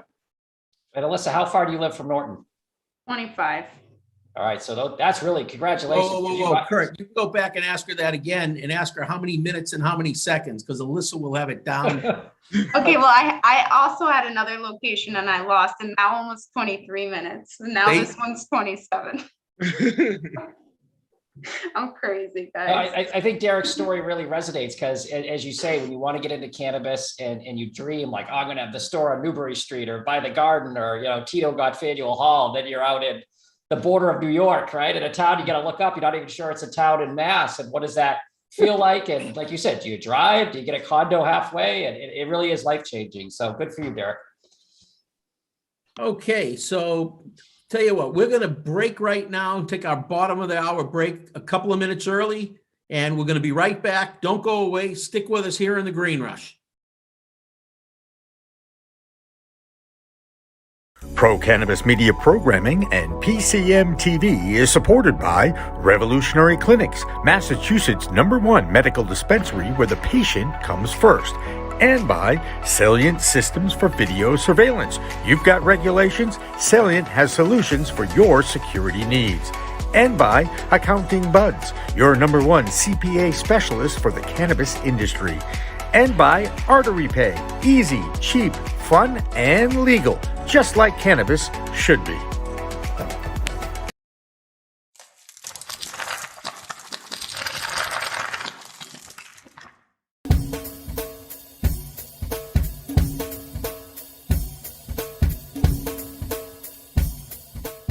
Difference is building a solution for that individual. Not just a custom, here's a box, here's a video, here's how you make your VMS. We custom design and custom build every situation for exactly what the customer needs. And we keep the cost low. We have multiple tiers, as far as what you're looking at on the cost side of things. If you want a one-time, where you just pay one initial cost, we have that. If you want to maintain your system and have the highest protection and highest capabilities and highest upgrades at all times, we have different plans for you. But we scale it so it's scalable and affordable 100%.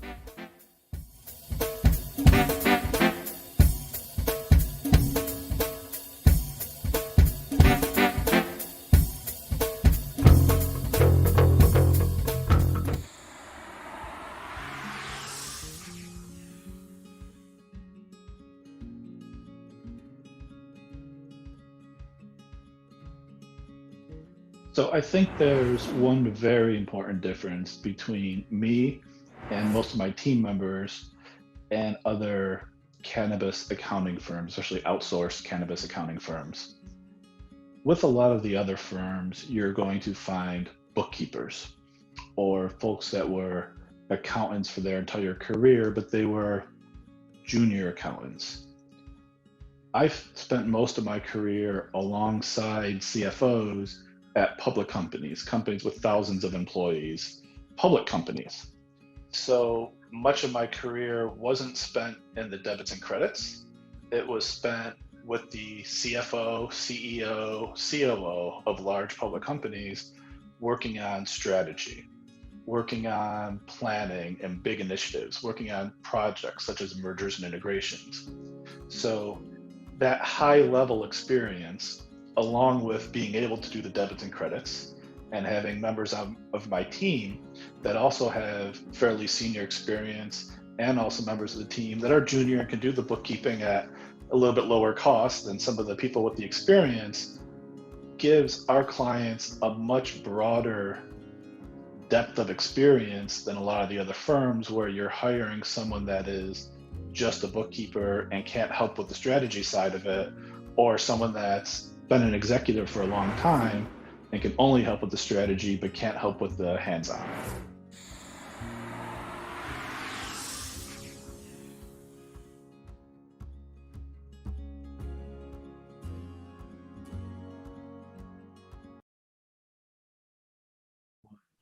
And welcome back to the Green Rush. We do this every Friday afternoon. I'm your host, David Rabinovitz, joined by my good friend, Curt Dalton of Cannabis.net.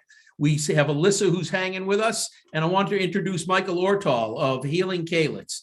Michael has been through a very interesting path trying to get into the business. Michael, introduce yourself, and then we're going to chat a little bit about some of the trials and tribulations that you've been through trying to get into the regulated side of this industry. Sure. My name is Michael Ortal. I'm the president, CEO of Healing Calyx. We're currently pursuing a courier license, and we have plans to pursue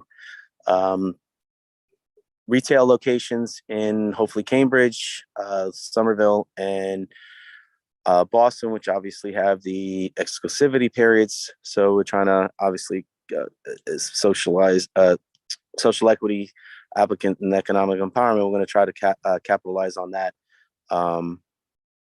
situation. So, yeah. So, Michael, tell us a little bit about what you've done in the legacy market, why you decided to get into and why you wanted to make the jump into the legal market. Oof, I've been all kind of parts of the legacy market, starting back since elementary school and selling joints in 8th grade, and a little bit in high school, and growing. I thought you looked familiar. Yeah, I go way back, and then just eventually I guess the biggest accomplishments I could say that I had was a delivery service in New York City that I ended up selling 5 years later for a good amount of money. And it's, to my knowledge, it's still going on. And that was started in the 90s. So it was looking back, it was like, wow, why did you even sell? But it was always that constant, like Derek said, just looking over your shoulder and not sleeping at night, and not, just constantly looking in your rearview mirror. You always had the dreams of, damn, why couldn't this just be legal? So yeah, it was that. And then, got into more of the logistics end of it, and bringing the medicine back from West Coast to East Coast. I got hung up in Texas, where I was stopped and pulled over, and I ended up getting arrested, charged. A year later, they brought me back to court, and in Texas, they don't play it was a felony amount, and felony amounts over there go from 50 pounds to 2,000, right? So it didn't matter if you had 50 or 2,000. I could say this, I had 200 at the time of transport, and it was looking at 20 years was their max. So we pled out to 4 years, and someone was making comments about bologna sandwiches. Yeah, I had plenty of bologna sandwiches right here. OG, can I say it? Just putting it out there. It wasn't fun, coming out was a challenge too, because then it was probation, and then dealing with trying to get jobs on parole, and then trying to get jobs on parole, and then also trying to get a job with the felony behind you was not easy.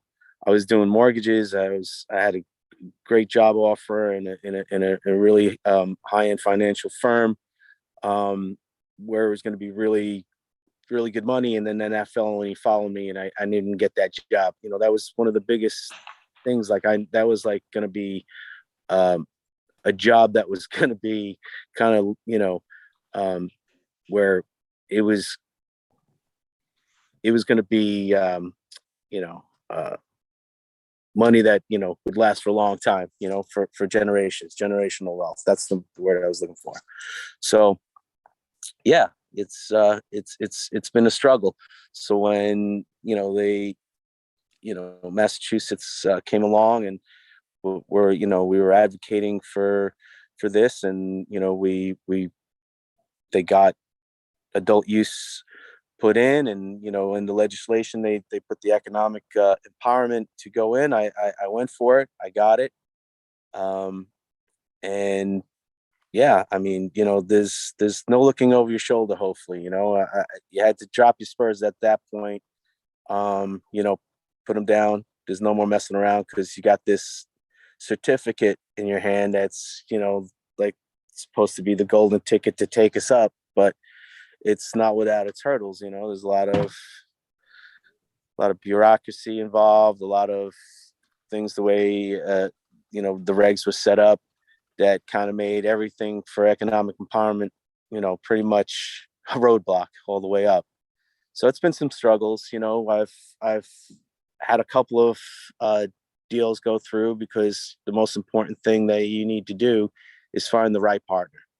You get partners that, that'll jerk you around for a year, kicking tires, and then pull the plug. Same with landlords, same, with, the watching out for predatory deals everywhere you look. And it was, tough. And I was able to get, through my networking and the people that I know in this industry, in the community, I was matched with a great partner for the courier. So we started a courier out in Holyoke, and that is now, we just actually today got deemed complete for our application. Yay! Big day for both of you. Go ahead. Yeah, I got deemed complete today too for operator. Oh, nice. Good for you. And so, we're going to start off small and work it out. It's more for me, the courier, because I also have a fantastic partner that I also met for the retail side of it, and hopefully some cultivation and manufacturing as well. They want to try to max out my all my licenses. They were happy to, and not try to backdoor me on any of my 51%, like most JVs do. These guys are really come with a mindful set of kind of, what really is, like, they don't just want to throw money at a group and say, hey, we're doing our positive impact. They want to be positive about their impact. They really want to be mindful, and not just, like I said, throw money to, let's say, the prisoner project, where you really don't know where it's going, which is something close to my heart, because I went to prison for this plan. So I want to make sure that money's going right. And these guys are the same mindset of where we could dedicate and actually create another kind of a, group that will help, that's not, and we can control where that money is and where it's going, and where what's doing, and actually be mindful of what we're doing, not just throwing money at it. The part of this giving is going to be, for me, is giving back, right? It's all about, we're given this opportunity, and if we're going to be, supposedly this generational wealth is going to be coming about. Well, I mean, that just, that's for me to, like, hey, that's a good time for you to be able to turn around and just give give that back, like pay it forward and do what you can. So those are important to me, and that's important to the new group that I'm working at. And that's where I'm at right now. Michael, I've kind of asked every guest that's come on the cost and benefits to the consumer, how you're going to get over the higher prices from the legacy market to the legal retail market. Obviously, safety of product, safety of self when getting the product are two big things. What's your thoughts on, hey, the guys, the customers you had at legacy, getting them to buy higher priced legal retail, sorry. I'm not trying to change what that's a mindset, and you just gotta, for me, your customer segment is what's the most important, right? So I'm gonna see, although they might come over because my selections are maybe better because I hopefully be coming out at the same time as a couple other folks I know that'll be coming out that are going to be doing small craft grows and are going to be dedicated to their craft and not just big MSOs pumping out, that mids that they do, and moldy mids at that. So, but it's, that's down the road. So we'll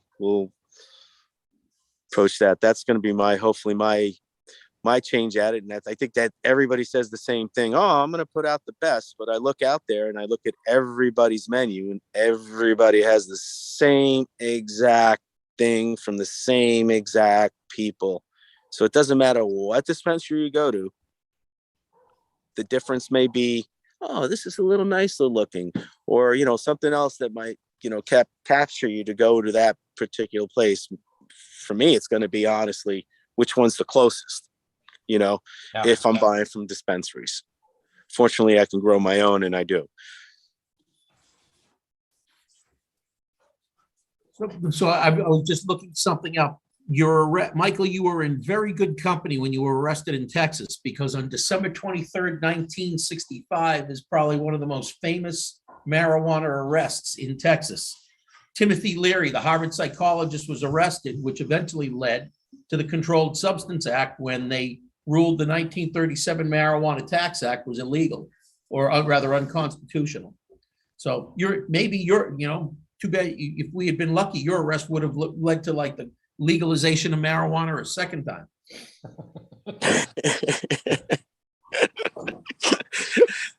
Geez, I'd like to think that. Leave a legacy like that would be awesome. A couple of the legacy guys, and you've all brought it up, have said, looking over your shoulder, sleeping at night, you may not make the money right off the bat that you were making, but it's the peace of mind. And can you talk a little bit of like, now that you're on, like you said, I'm all out of the other one. You can't be half and half. How do you sleep at night? You wake up with a smile and a cup of coffee, or is it, geez, boy, I made a lot more money the other way? Well, at the moment, I made a lot more money the other way. These days, I got to do lift to keep the lights on, and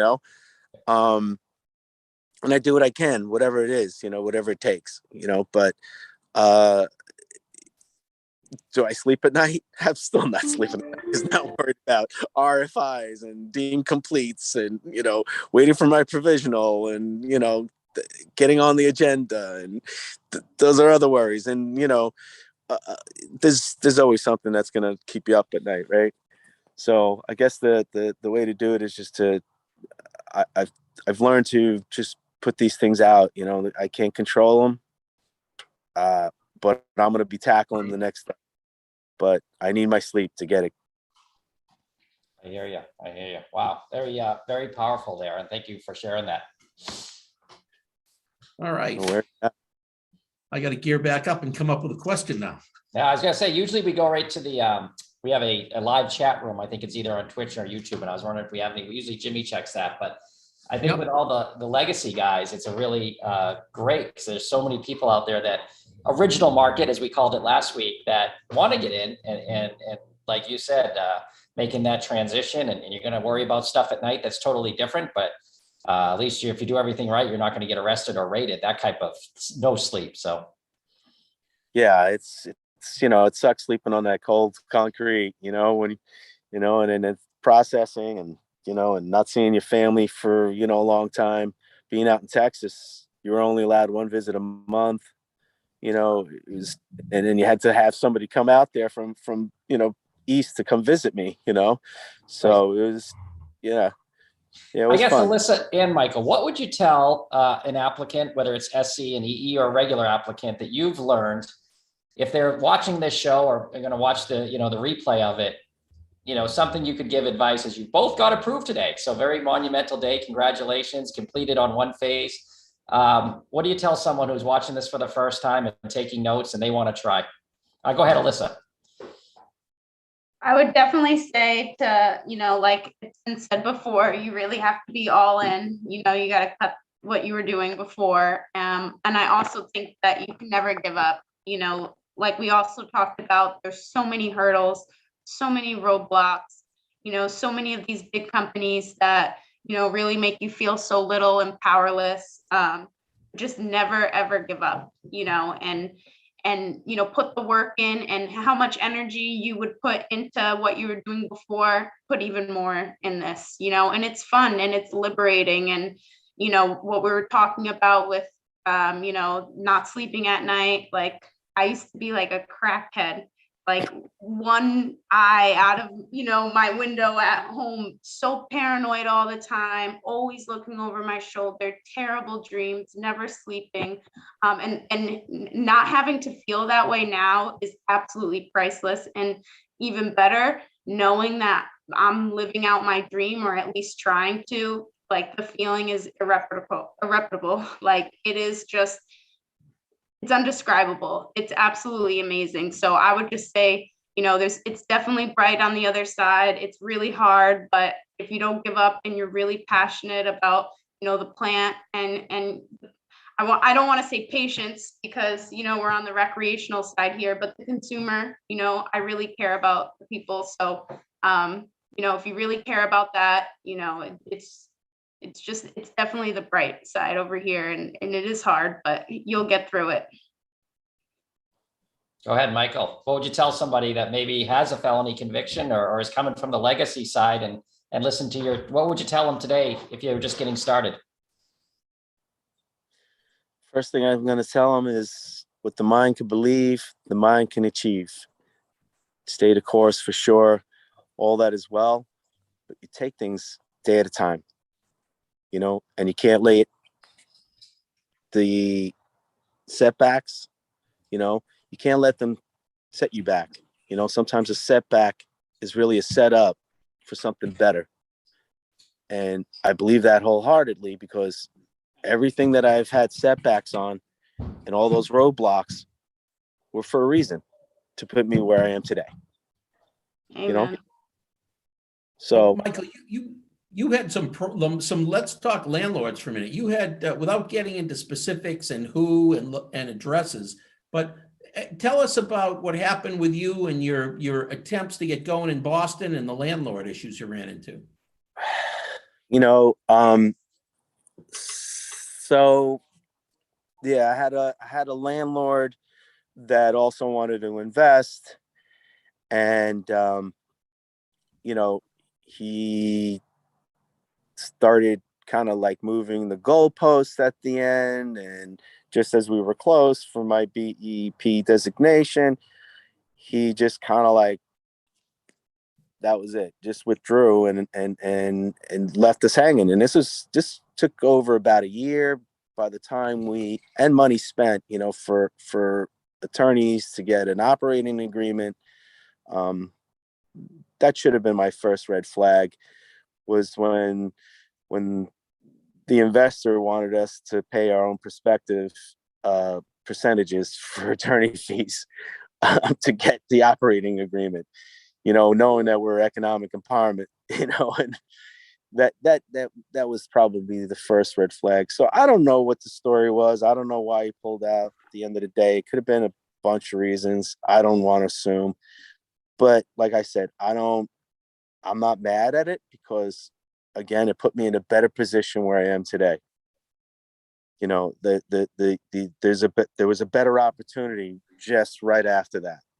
So it was it was obviously frustrating. It was obviously, like going through it was, disheartening, and crushing, but you couldn't give up. You can't. You got to stay the course. You got to believe there's something better than this. Is not a setback. It's a setup for something better.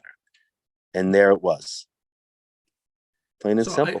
I'll share an interesting story. A few weeks ago, we're looking at a space in Boston, retail, and we speak to the landlord. We like the location a lot. Space needs a lot of work. It's not anywhere near move-in ready. Lots of work. The landlord's going to get back to us pretty quickly. It took him about a week, which to me wasn't as big of a deal. But by the time he gets back to us, the price per square foot goes up by $1. Some of the things that were included in the rent are no longer included in the rent, like property taxes or things like that. And there's a pretty steep annual increase. When we renew, we have to renew at fair market value. And then there is a percentage of sales that's tacked in. So we got to give a small percentage of our sales to the landlord. Now, that had been common pre-COVID. And then when the landlords understood in COVID that the people who were really charging forward with the marijuana folks, all of a sudden things lightened up a little bit, right? And the landlords stopped with the gouging. So we found another location. Yesterday, we're in a call with the landlord who went from when we first replied and said, what if all these things have changed? It was kind of like, here's my answer for every one of them, right? He told us, well, this has changed. It's going to cost me more money to do this. I need that. So he's justifying all of these items, saying they're reasonable. As soon as he heard that we had another space in mind, all of a sudden the letter of intent became, well, that was just an opening point for a discussion. But by then it was like a day late and $1 short that because we found another place. But that's still a lot of what's going on with landlords trying to hold you over a barrel continues to go on. So funny you say that, because the lease that I got was inclusive of that little percentage of the sales, and lawyer caught it obviously, and he said, no, we can't do this. What is that? And so brought it up to the league. Goes, no, that was just using one of the standard, because it was next to a dispensary anyway, so they were just using a standard lease that he had already for that. So he took it out because for how there is no sales. Yep. Yeah, it was the same thing in Kittery, David, as you talked about earlier, and this is in our article on cannabis.net. Most of the landlords were, and I'll take 1.5% and this, that, and the other thing. And that's just to apply. That wasn't even that's just to put the letter in. That wasn't even getting a license. So how much were they charging for the letters, Curt? This particularly, I can't speak to every building, obviously, that was up there taking possible tenants, but this particular landlord was anywhere from 2,500 to 5,000. So and how many regardless, four. So that worked out pretty well for her, right? Other than not getting a spot, which would have meant her building, goes up in value, and she would have probably been bought by that winner, in down the road. Yes. So that was just a cash payment for you to put my address on that application. You didn't win. Thanks for the donation. Wow. So it's still going on. That's last week.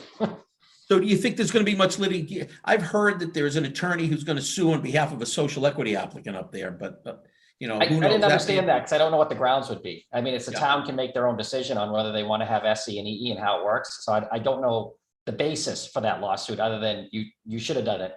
I don't know if there's legal grounds for that lawsuit, but we'll find out, I guess, if he goes through with it or she. Yeah, cool. So let's, I'll tell you what, we're at 5:56. We've only got a few minutes left. Alissa, tell us how somebody can find Lucky Green Ladies. And when do you think you're going to be open? Now that you've got the notice today, which your application is complete, which under Massachusetts law means in 90 days, within 90 days, you should have a provisional license, unless they give you a lot of requests for more information, which, because you're pre-qualified, there shouldn't be that much. By the way, Did you have to submit the full operating agreement or that simple one pager Yep. work? Yep, they came back and the diversity plan is and the positive impact, they were very critical of that. And I thought ours was good. Did they? Yeah, well, yeah, because they're tired of, they think people are copying them. So you had to, did the one pager work for the operating agreement or no? No. No, it didn't. Okay, interesting. So how can somebody find you? When are you going to When be I open or now to get in touch? Well, let's say they want to get in touch. Somebody says, I like her. Boy, she looks like the person I want delivering weed to my house. How are they going to find you? Well, I guess you can, for now, because I don't have a website, I guess you can friend me on Facebook or LinkedIn. And hopefully when we get our provisional up and going, we're gonna start working on an app. My brother is an app creator, so hopefully we'll have that advantage. And then, just Lucky Green Ladies in Google. I probably, like you said, it'd be about 90 days to, get the provisional license. And then after that, probably another 90 days with build out and final approvals. So, just keep a lookout, type Lucky Green Ladies in Google every once in a while. And, definitely hope that we can deliver to you soon. Is there any chance in the next 90 days you could go to David's house every night and pack his bowl if his stepson isn't home? Well, you know what? I have to go to David's house anyway, because There you go. I need to get lime from him for my grass. Oh, yeah, that's right. Well, charge him. Why don't you roll him a couple joints, charge him, we'll get the income going. Oh, no, I don't do that, but I'll give it to him for free as a gift. Oh, you can't, can we gift? I don't even know. We gotta be careful when you say that. Can't gift. She's going to walk out with all of these industrial bags of really fine lime. And if she gets caught, Yep. she's going to start thinking it's cocaine. But Oh, anyway. there you go. Oh, good. That's a new show. Good. That'll be our next show for Saturdays. Michael, tell us about what you're going to be doing, where you're going to be doing it, and where people can find you. So our next project is in Holyoke. That's where our courier delivery service is at. And our hopefully next week we'll be putting in for Cambridge for the CDD for our first initial meeting. Cool. So we're gathering up the information there. Excellent. So, yeah. Great. Exciting stuff ahead. We're looking forward to it. Cool. Curt, Well, any final closing comments? We got to let them go. This is a great night for both of them. They got their approval today. They want to turn off the camera and go celebrate. I let them go. What are they talking to us for? Wait, come on. You've been seeing Alissa on the show. She's been celebrating all along. Yeah, well, that's true too. You can't start too early. I did puff before I got here, so. Well, congratulations. That's a great moment to see that, what is it, approval, or you've gotten that stage. So I'm happy for you. You guys must be elated. So thank you. Yes. Great. Well, listen, thanks to Alissa and Michael for hanging with us till the end. I want to thank everybody for watching. This has been the Green Rush. We do this every week, 4 to 6 p.m. Eastern. I'm often now joined by Curt Dalton of Cannabis.net, a great co-host. He keeps everything flowing well. And in honor of Jimmy, it's a whole new world of weed out there. Use it responsibly. See you next week. Thank you. Coming up on We Talk News this week, all eyes on New York as the Empire State welcomes back cannabis trade shows to the Javits.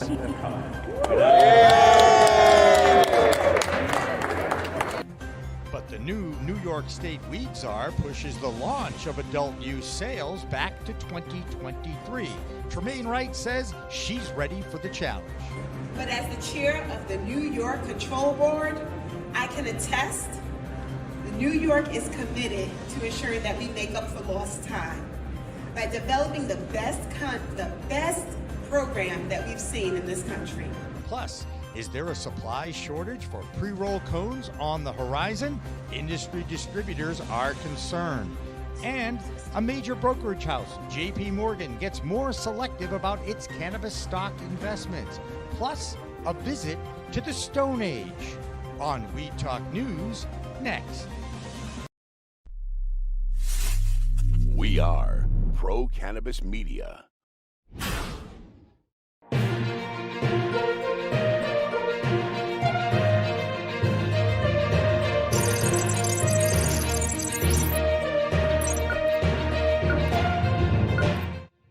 I'm Elena Pinto in Boston for Pro Cannabis Media and Weed Talk News. Jimmy Young is on assignment in New York, and all eyes are on that state for a few reasons this week. It was earlier this year that the Empire State passed adult use legislation to open the adult use market in New York. But news this week is about a delay in the launch. Jimmy's at the annual CWCB Expo to explain. No surprise for anybody from Massachusetts. After all, it took the Bay State 2 years just to get the adult use recreational stores and regulations up and operational. The same thing is going to happen here in New York, and they've already delayed the start by 1 year in order to get it right. That seems to be the message of all the regulators and the legislators involved in New York State about getting this market launched. No one is more focused on that task than the woman they put in charge of the Cannabis Regulatory Board. Her name is Tremaine Wright. We are about to create the most equitable cannabis program in the country. New York's future is about equity and fairness, and our future begins now. The 7th annual Cannabis World Business Expo has taken over the Javits Convention Center this week with all sorts of panels, exhibitors, entrepreneurs, investors, and thousands of the canna-curious, all New Yorkers. After 18 months off because of the pandemic, this is the first major cannabis convention in New York after legalization. Needless to say, Christine Iannuzzi from the CWCB Expo is thrilled to be back in business. It's beyond gratifying. I feel that I'm relishing this moment all day to see people together, gathering, sitting next to each other, networking together, making deals, looking for information, learning, networking, and having fun. That's what this is all about. We waited, all of us, 2 years for this. We're on the off-ramp of this pandemic. It's in the rearview mirror. That's how we all feel. That's what I look at on the show floor. I talk to the exhibitors, the speakers. It is just beyond gratifying. This is what we waited for, and we're doing it safely. And I love that part of it, too. We're doing it very safely. We had great content. We're offering great opportunities for people to learn, earn, and network, and that's what this is all about. And we did it together. We were waiting patiently, and it's just so nice to see people having fun and being together and getting back to business, and that's what it's about. JP Morgan is the latest financial institute to give Bud the boot. In a letter, the company told prime brokerage clients it will no longer let them buy certain U.S. cannabis-related securities. Some experts think the high-profile collapse of private fund Archegos Capital this year left several banks nursing losses, forcing them into such a move. Perhaps the fate of the safe banking bill will change some minds down the road.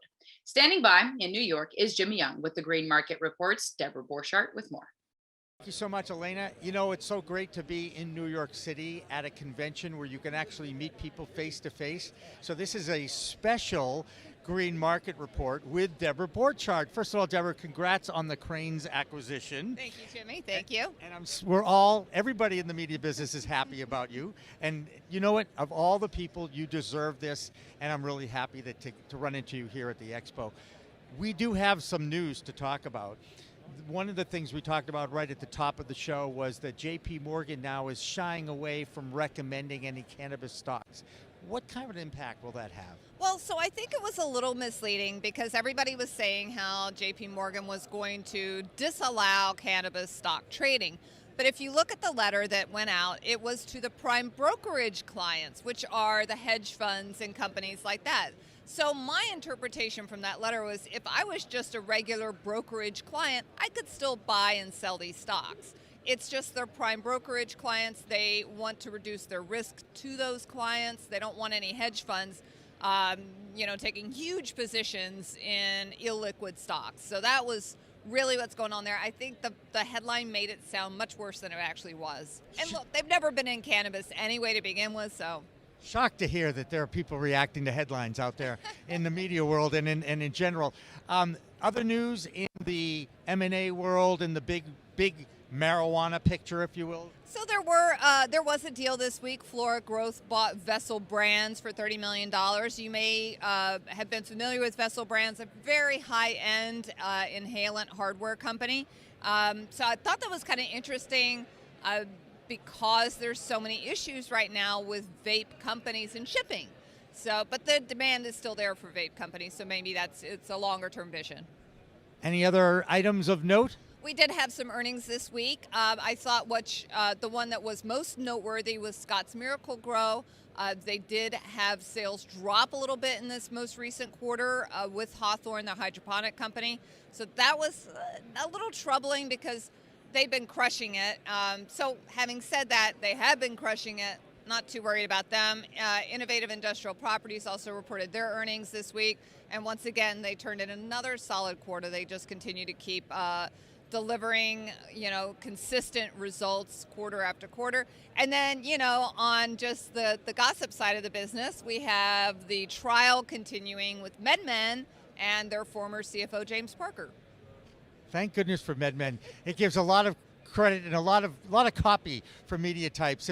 If there was talk shows in cannabis on a live radio basis as opposed to what we do on Pro Cannabis Media, you would think that would be, wall-to-wall talk, MedMen this, MedMen that. We don't have to worry about that right now. Right, and as we're chuckling and making light of this news, It really actually was a really very bad situation. The former CFO, James Parker, is basically saying that the company was doing some pretty rotten things like transporting cannabis across state line, which is illegal. And then they were also, he accused them of giving money to outside brokers to buy the stock and pump it up. So that's also super illegal.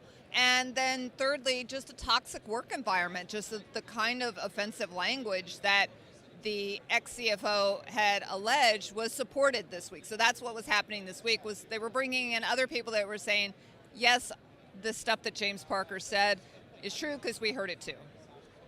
Men behaving badly in boardrooms. Shocking. I think there's something having to do in the NFL going on with that as well, a few other places. So it's not just related to the cannabis world. Deborah Borchardt from Green Market Report and Crane Media. I'm Jimmy Young on the floor of the CWCB Expo. Let's toss it back to the studio to Elena Pinto. Elena? It's no secret the pandemic has taken a toll on just about every existing industry, including cannabis. And it turns out your pre-rolled joints could now be at stake. That's right. Cones are the latest victim of the supply chain crisis. While rolling papers are widely produced, the cones that many companies use for pre-rolls come in much smaller batches. And right now, they're in high demand and short supply. Experts say not every brand will be hit, but overall, the number of pre-rolls on the shelves will be lower for some time. With more headline cannabis news, here's Michigan NORML Executive Director and our Cannacaster, Rick Thompson. Rick. Hello again, everyone. This is the Michigan Report with Rick Thompson on Weed Talk News. Let's begin. Yesterday was voting day in Michigan, and I hope everyone made it to the polls. In off-year elections, there isn't a whole lot of attention paid to the ballot box, but this year we had 5 ballot proposals of interest to the cannabis and entheogenic substance community. In Lapeer, a move to cancel the existing adult use industry was pretty soundly defeated, and in Tiny Perry, the citizens voted to rescind the city's ban on cannabis businesses, but by a margin of less than 10 votes. We anticipate a recount in that close election. In Clawson, Pottersville, and Rockwood, voters refused to either authorize cannabis businesses or roll back prohibitions on them. Now, the big win happened in Detroit, where Proposal E won quite easily. That ballot proposal is almost a carbon copy of the one approved by the Ann Arbor City Council earlier in 2021. It makes the pursuit of criminality for the possession and use of magic mushrooms, peyote, rainbow cacti, and other entheogenic substances the lowest law enforcement priority in the D. Although that's not legally a decriminalization bill, it's supposed to carry the same effect. When passed in Ann Arbor, Washtenaw County Prosecutor Alissa declared he'd adopt that policy for the entire county, not just its largest city. Although we have high hopes that Wayne County Prosecutor Kim Worthy will do the same, there's no guarantee. What is guaranteed? Detroit has spoken, and they spoke in a loud and clear voice. And they repeated a message often heard in Detroit: leave us alone. Focus on real crime. Drop the tattered flag of the old drug war and embrace the new symbols of freedom and individuality, the cannabis leaf and the button cap. Decriminalized Michigan is a similar proposal before the legislature. Efforts in other cities to duplicate Ann Arbor's results are moving forward. Michigan is becoming a personal choice state, worthy of national attention, and national tourism dollars. Congrats, Detroit. You did great. Now, November 4th was a big day for the cannabis community in Michigan, as nearly every cannabis law reform organization participates in a massive lobby day in Lansing. Teams spread out over the House and Senate office buildings, intent on taking their message of "Leave us alone" to lawmakers and their staff members. The lobby day drew people from all across Michigan and is supported by groups like NORML of Michigan, the Michigan Chapter of Americans for Safe Access, the highly influential Michigan Cannabis Industry Association, and specialty groups like More Than Hope, a pediatric cannabis advocacy organization, the Hero Project, which is a veterans group, several different caregiver groups, and individuals who are without group representation. Our viewers might ask, why does Michigan need a lobby day for cannabis issues? Well, it's the bills, of course. House Bills 5300, 5301, and 5302 specifically. The proposals to radically alter the nature of caregiving in Michigan is contained within those three bills, and the cannabis community opposes them with great vigor. The bills were rushed into committee, they were rushed out of committee, and the plan was to rush them to a vote in the Michigan House of Representatives, but that didn't happen. I'm happy to report the bills are being slowed down, largely due to citizens reaching out to their lawmakers and saying, "Keep your hands off my medicine." A vote was expected earlier in the week, just before the lobby day, but it looks like they didn't have the votes to pass the bills. One of the bills seeks to amend the 2008 medical marijuana law, which is a voter-directed initiative, and that would require a supermajority of 3/4 vote in the House to pass. Seems like they just don't have the votes. And a big congratulations and thank you to everyone who reached out to their lawmakers, but a special thanks to Jamie Lowell, Amy Carter, and Zara Abbas for their tireless advocacy and leadership on this project. Go team! And that's it for the Michigan Report with Rick Thompson on Weed Talk News. Most employers are starting to relax their rules around drug testing and other hiring policies, but officials in Montana want to make it tougher to work in the weed biz. A new proposed rule would make anyone with a criminal conviction within the past 3 years ineligible for employment within the state's medical cannabis industry, and that includes simple cannabis possession, which is now legal there. There's a public hearing on this at the end of the month, so we'll see if it moves forward. With more medical news, here's our Green Nurse report from Jessie Lynn Dolan in Vermont. Hi, I'm Jessie Lynn Dolan from Nurse Grown Organics and Vermont Cannabis Nurses, and this is the Weed Talk News Vermont Report. Vermont's Cannabis Control Board submitted a report to the General Assembly recommending they remove solid concentrates with a THC concentration of 60% or above from the list of prohibited products. They also recommended that the jurisdiction of the Cannabis Control Board's cannabis program encompasses the manufacture and sales of products containing Delta 8, Delta 9, other deltas, and future synthetic cannabinoids with similar properties, whether they are derived from hemp or from high THC cannabis. Finally, the board recommended that the Medical Cannabis Advisory Board be comprised of 12 members, 6 registered patients of diverse backgrounds, 3 registered caregivers of diverse backgrounds, 2 licensed healthcare professionals with knowledge of using cannabis for symptom relief from lists of providers provided by the Board of Medical Practice and the Office of Professional Regulation. Lastly, 1 licensed cultivator with expertise in medical cannabis from a list provided by a Vermont Cannabis Cultivation Advocacy Organization. A recent MJ Biz Daily report entitled "Vermont's Focus on Small Marijuana Growers Could Cause Supply Issues with Adult Use Rollout" is bringing light to a possible sticky situation. The proposed recommendations from the Cannabis Control Board focus on making the market more accessible to those individuals already cultivating in the underground legacy market. MJ Biz is right when they say this small is beautiful approach aligns with Vermont's artisanal notoriety, such as maple syrup, cheese, and craft beer. Vermont projects adult use retail sales will be $10 million by the end of 2022, will top $220 million by 2024, with total medical and adult use sales hitting $222 million by 2026. Flower is expected to dominate adult use sales, with vapes and edibles making up most of the remaining purchases. Though this all sounds lovely, the hired consultants to the Cannabis Control Board provided an analysis showing that the adult use market will likely experience a slow start, showing that the supply of cannabis flower will be well below demand for the first 2 years. On a tastier note, sign up now for Hot and Hetty's Thanksgiving Feast to elevate you with your favorite infused Turkey Day classics on November 21st. Visit Hot and Hetty on Instagram for more information. That's the Vermont Report for Weed Talk News. I'm Vermont's cannabis nurse, Jessie Lynn Dolan. While lawmakers on Capitol Hill argue over cannabis, the residents of DC are just waiting for some consistency and regulations. Well, this week, the Washington, D.C. City Council unanimously approved a bill that allows medical cannabis patients with expired cards to continue using them through the end of January. The proposal also included provisions to ramp up enforcement on cannabis gifting in the district. But those were tossed out before the vote. With more from the nation's capital, here's Vote Pro Podcast's Phil Adams. I'm Phil Adams from Vote Pro Podcast, here with the Weed Talk News DC Report.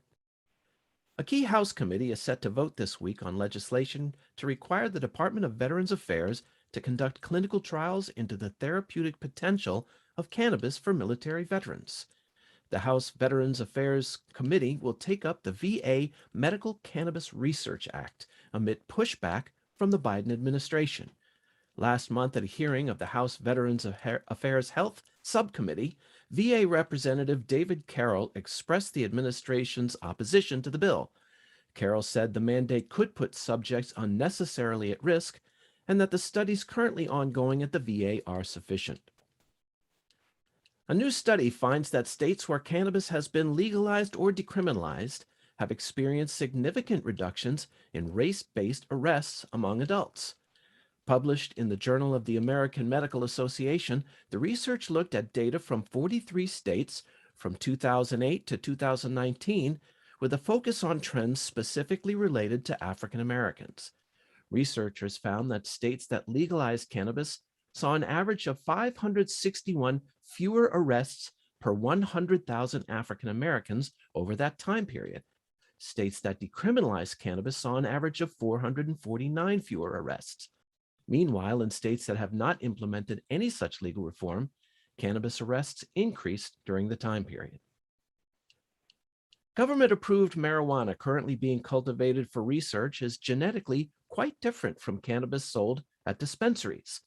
According to a study published in Frontiers, an open-access publisher and science platform, research-grade cannabis grown at the University of Mississippi is much closer to hemp than what is commercially available in legal states.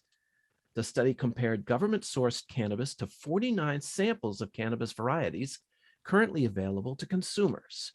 The study raises questions about the relevance of research conducted using government cannabis in understanding the effects of products that consumers are actually using. The Drug Enforcement Agency announced last May that it would begin authorizing other sources of cannabis cultivation for research, but to date, none has been approved. That's the Weed Talk News DC report for this week. I'm Phil Adams from Vote Pro Podcast. Companies striking an international deal in California. Colombian company Flora Growth has acquired the California-based Vessel brand in an agreement worth $30 million. Flora Growth says it's an opportunity to fast forward Flora's penetration into U.S. and Canadian cannabis markets. With more on what's going on in the Golden State, here's Christopher Smith from the American Cannabis Report. I'm Christopher Smith, publisher of the American Cannabis Report, bringing you the roundup from the great cannabis state of California for Weed Talk News. Highway Cannabis is a relatively new name on the California scene, but they are not here to play. Company says it is well positioned to play a meaningful role in the consolidation of the California market through both new store openings and conversions into highway cannabis dispensaries throughout the Golden State. With $20 million in their war chest, the company has just acquired Marina Caregivers, two of Kind People shops in Santa Cruz, and they've signed a merger agreement with a 32,000 square foot grow in San Diego. So watch out. 420 Intel asks the question, do celebrity brands perform well versus other cannabis brands? In just the last few months, Seth Rogen, Justin Bieber, Lil Kim, Hooper's Kevin Durant, Allen Iverson, Ben Wallace, they've joined Jay-Z, Snoop Dogg, and Mike Tyson in fronting cannabis brands. In the article, there's no definitive answer, and I say this is because the author's asking the wrong question. It should be, are celebrity brands giving fans good quality weed or just generic boof with their name on it? The jury's still out, but I'll bet the Biebs is sweating. On the national scene, in case it hasn't been reported here yet, cannabis is now the number 5 crop by revenue in the United States, according to Leafly's inaugural Cannabis Harvest Report, which is produced alongside with Whitney Economics.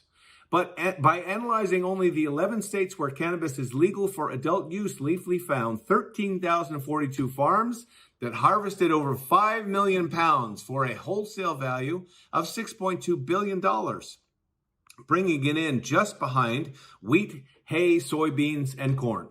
It's the most valuable crop in Colorado, Massachusetts, Nevada, Oregon, and in Alaska, the state's cannabis crop is worth more than twice as much as all other agricultural products combined. So it won't surprise you to know that the latest Gallup poll shows support for legalizing cannabis is holding steady at 68%, and business intelligence from software firm Akerna shows that over Halloween weekend, adult use cannabis consumers spent more on cannabis than other people spent on candy and costumes. But not at Big Mike's Halloween Bazaar, held annually at a secret Beverly Hills location. This year's event was, quote, as big and bold as the man himself. A one-time outlaw grower who celebrated Green Thumb led him to found plant nutrition powerhouse Advanced Nutrients. Big Mike, justifiably famous for his over-the-top soirees, a few of the highlights: pillars bursting into flame, fire dancers, water dragons, contortionists, sword swallowers, fortune tellers, face painters, a Ferris wheel, dancers.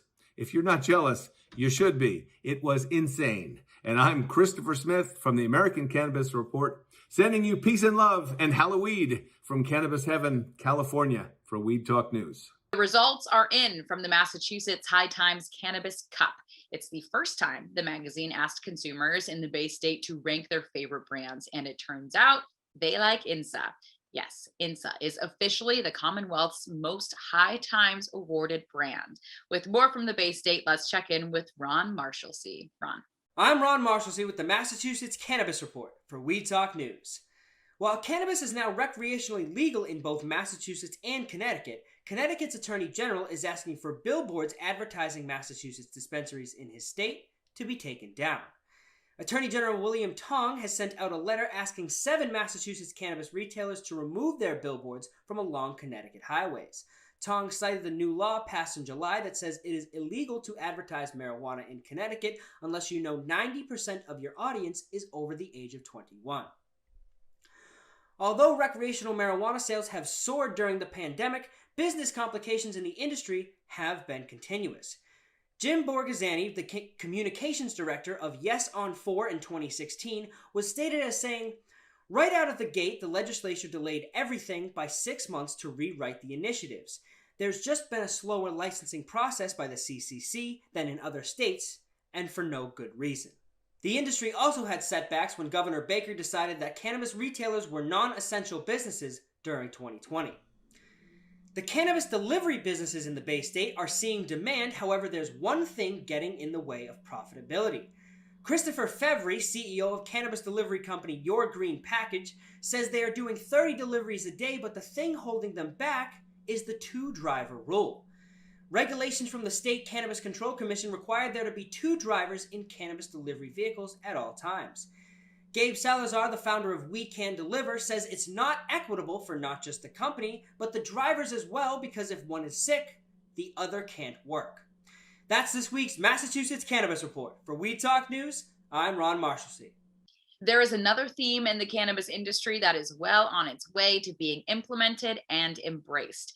It's the woman entrepreneur. It's Sasha Perlman of the Stone Age is combining her love of art, education, of cannabis, and interactive events, combined with her entrepreneur spirit to create an amazing experience that Jimmy Young took on in the Big Apple. Hi, I am Sasha Perlman, co-founder of The Stone Age, the premier cannabis experience in New York City and possibly the world. We are very much the intersection of cannabis culture, art, advocacy, and experience. And we're very excited for our flagship here in the heart of Manhattan, the heart of Chelsea, this beautiful 10,000 square foot exhibit that features a lot of really incredible things. The first thing that you'll see is this beautiful botanical assortment, female-founded brand out of Jersey City, Larkspur Botanicals. So all of the people who have worked on the space are local to the tri-state area. There's quite a bit of artistry here throughout the space that's unique to the Stone Age. We collaborated with local artists through New York and New Jersey, all curated by our creative director, Anna Seibel. This mural that you see here is a collaboration from Adam Fujita and Natasha Platt. And you'll see these beautiful art pieces that were inspired by each artist's relationship with the plant. And also throughout the space, you'll see these educational moments. And the educational moments are really intended to not only tell you the what, but give you the why. We're now in the state of creativity. Creativity and cannabis have been linked for a long time together. The idea here is really that cannabis helps you think outside the box. It helps you unlock your mind, offer new perspective, and shift the perception of what you see to what actually is. All of the artwork in here is by local artist Bianca Romero. And people are really encouraged to move their mind, body, and soul in here. So you'll see there's a motion-activated screen. Kind of follows you with paint strokes around.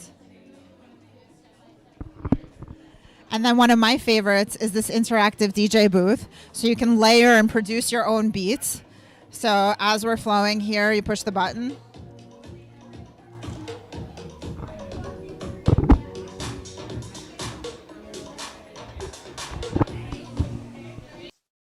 Jimmy at a Woman in Cannabis event, love to see it. And that's another reason why it's a whole new world of weed out there. Use it responsibly. I'm Elena Pinto for Weed Talk News.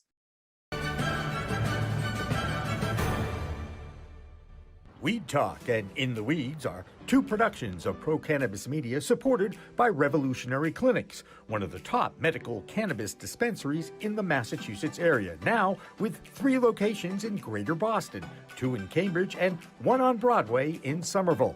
Rev Clinics has a patient-first mission. They will customize your needs as a medical patient with the proper titration and combination of strains, flavors, and products. Rev Clinics, where the patient comes first.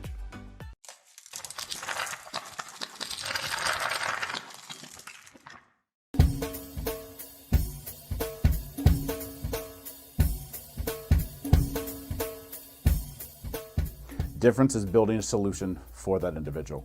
Not just a custom, here's a box, here's a video, here's how you make your VMS. We custom design and custom build every situation for exactly what the customer needs. And we keep the costs low. We have multiple tiers, as far as what you're looking at on the cost side of things. If you want a one-time, where you just pay one initial cost, we have that. If you want to maintain your system and have the highest protection and highest capabilities and highest upgrades at all times, we have different plans for you. But we scale it so it's scalable and affordable 100%.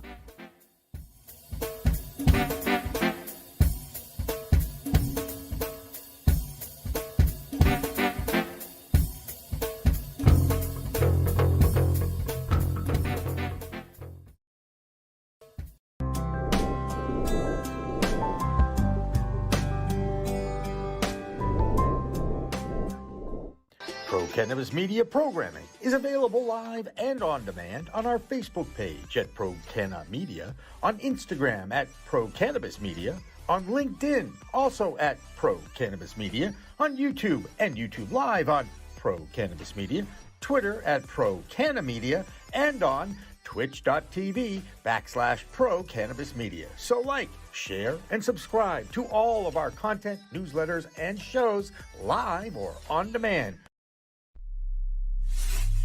We are Pro Cannabis Media.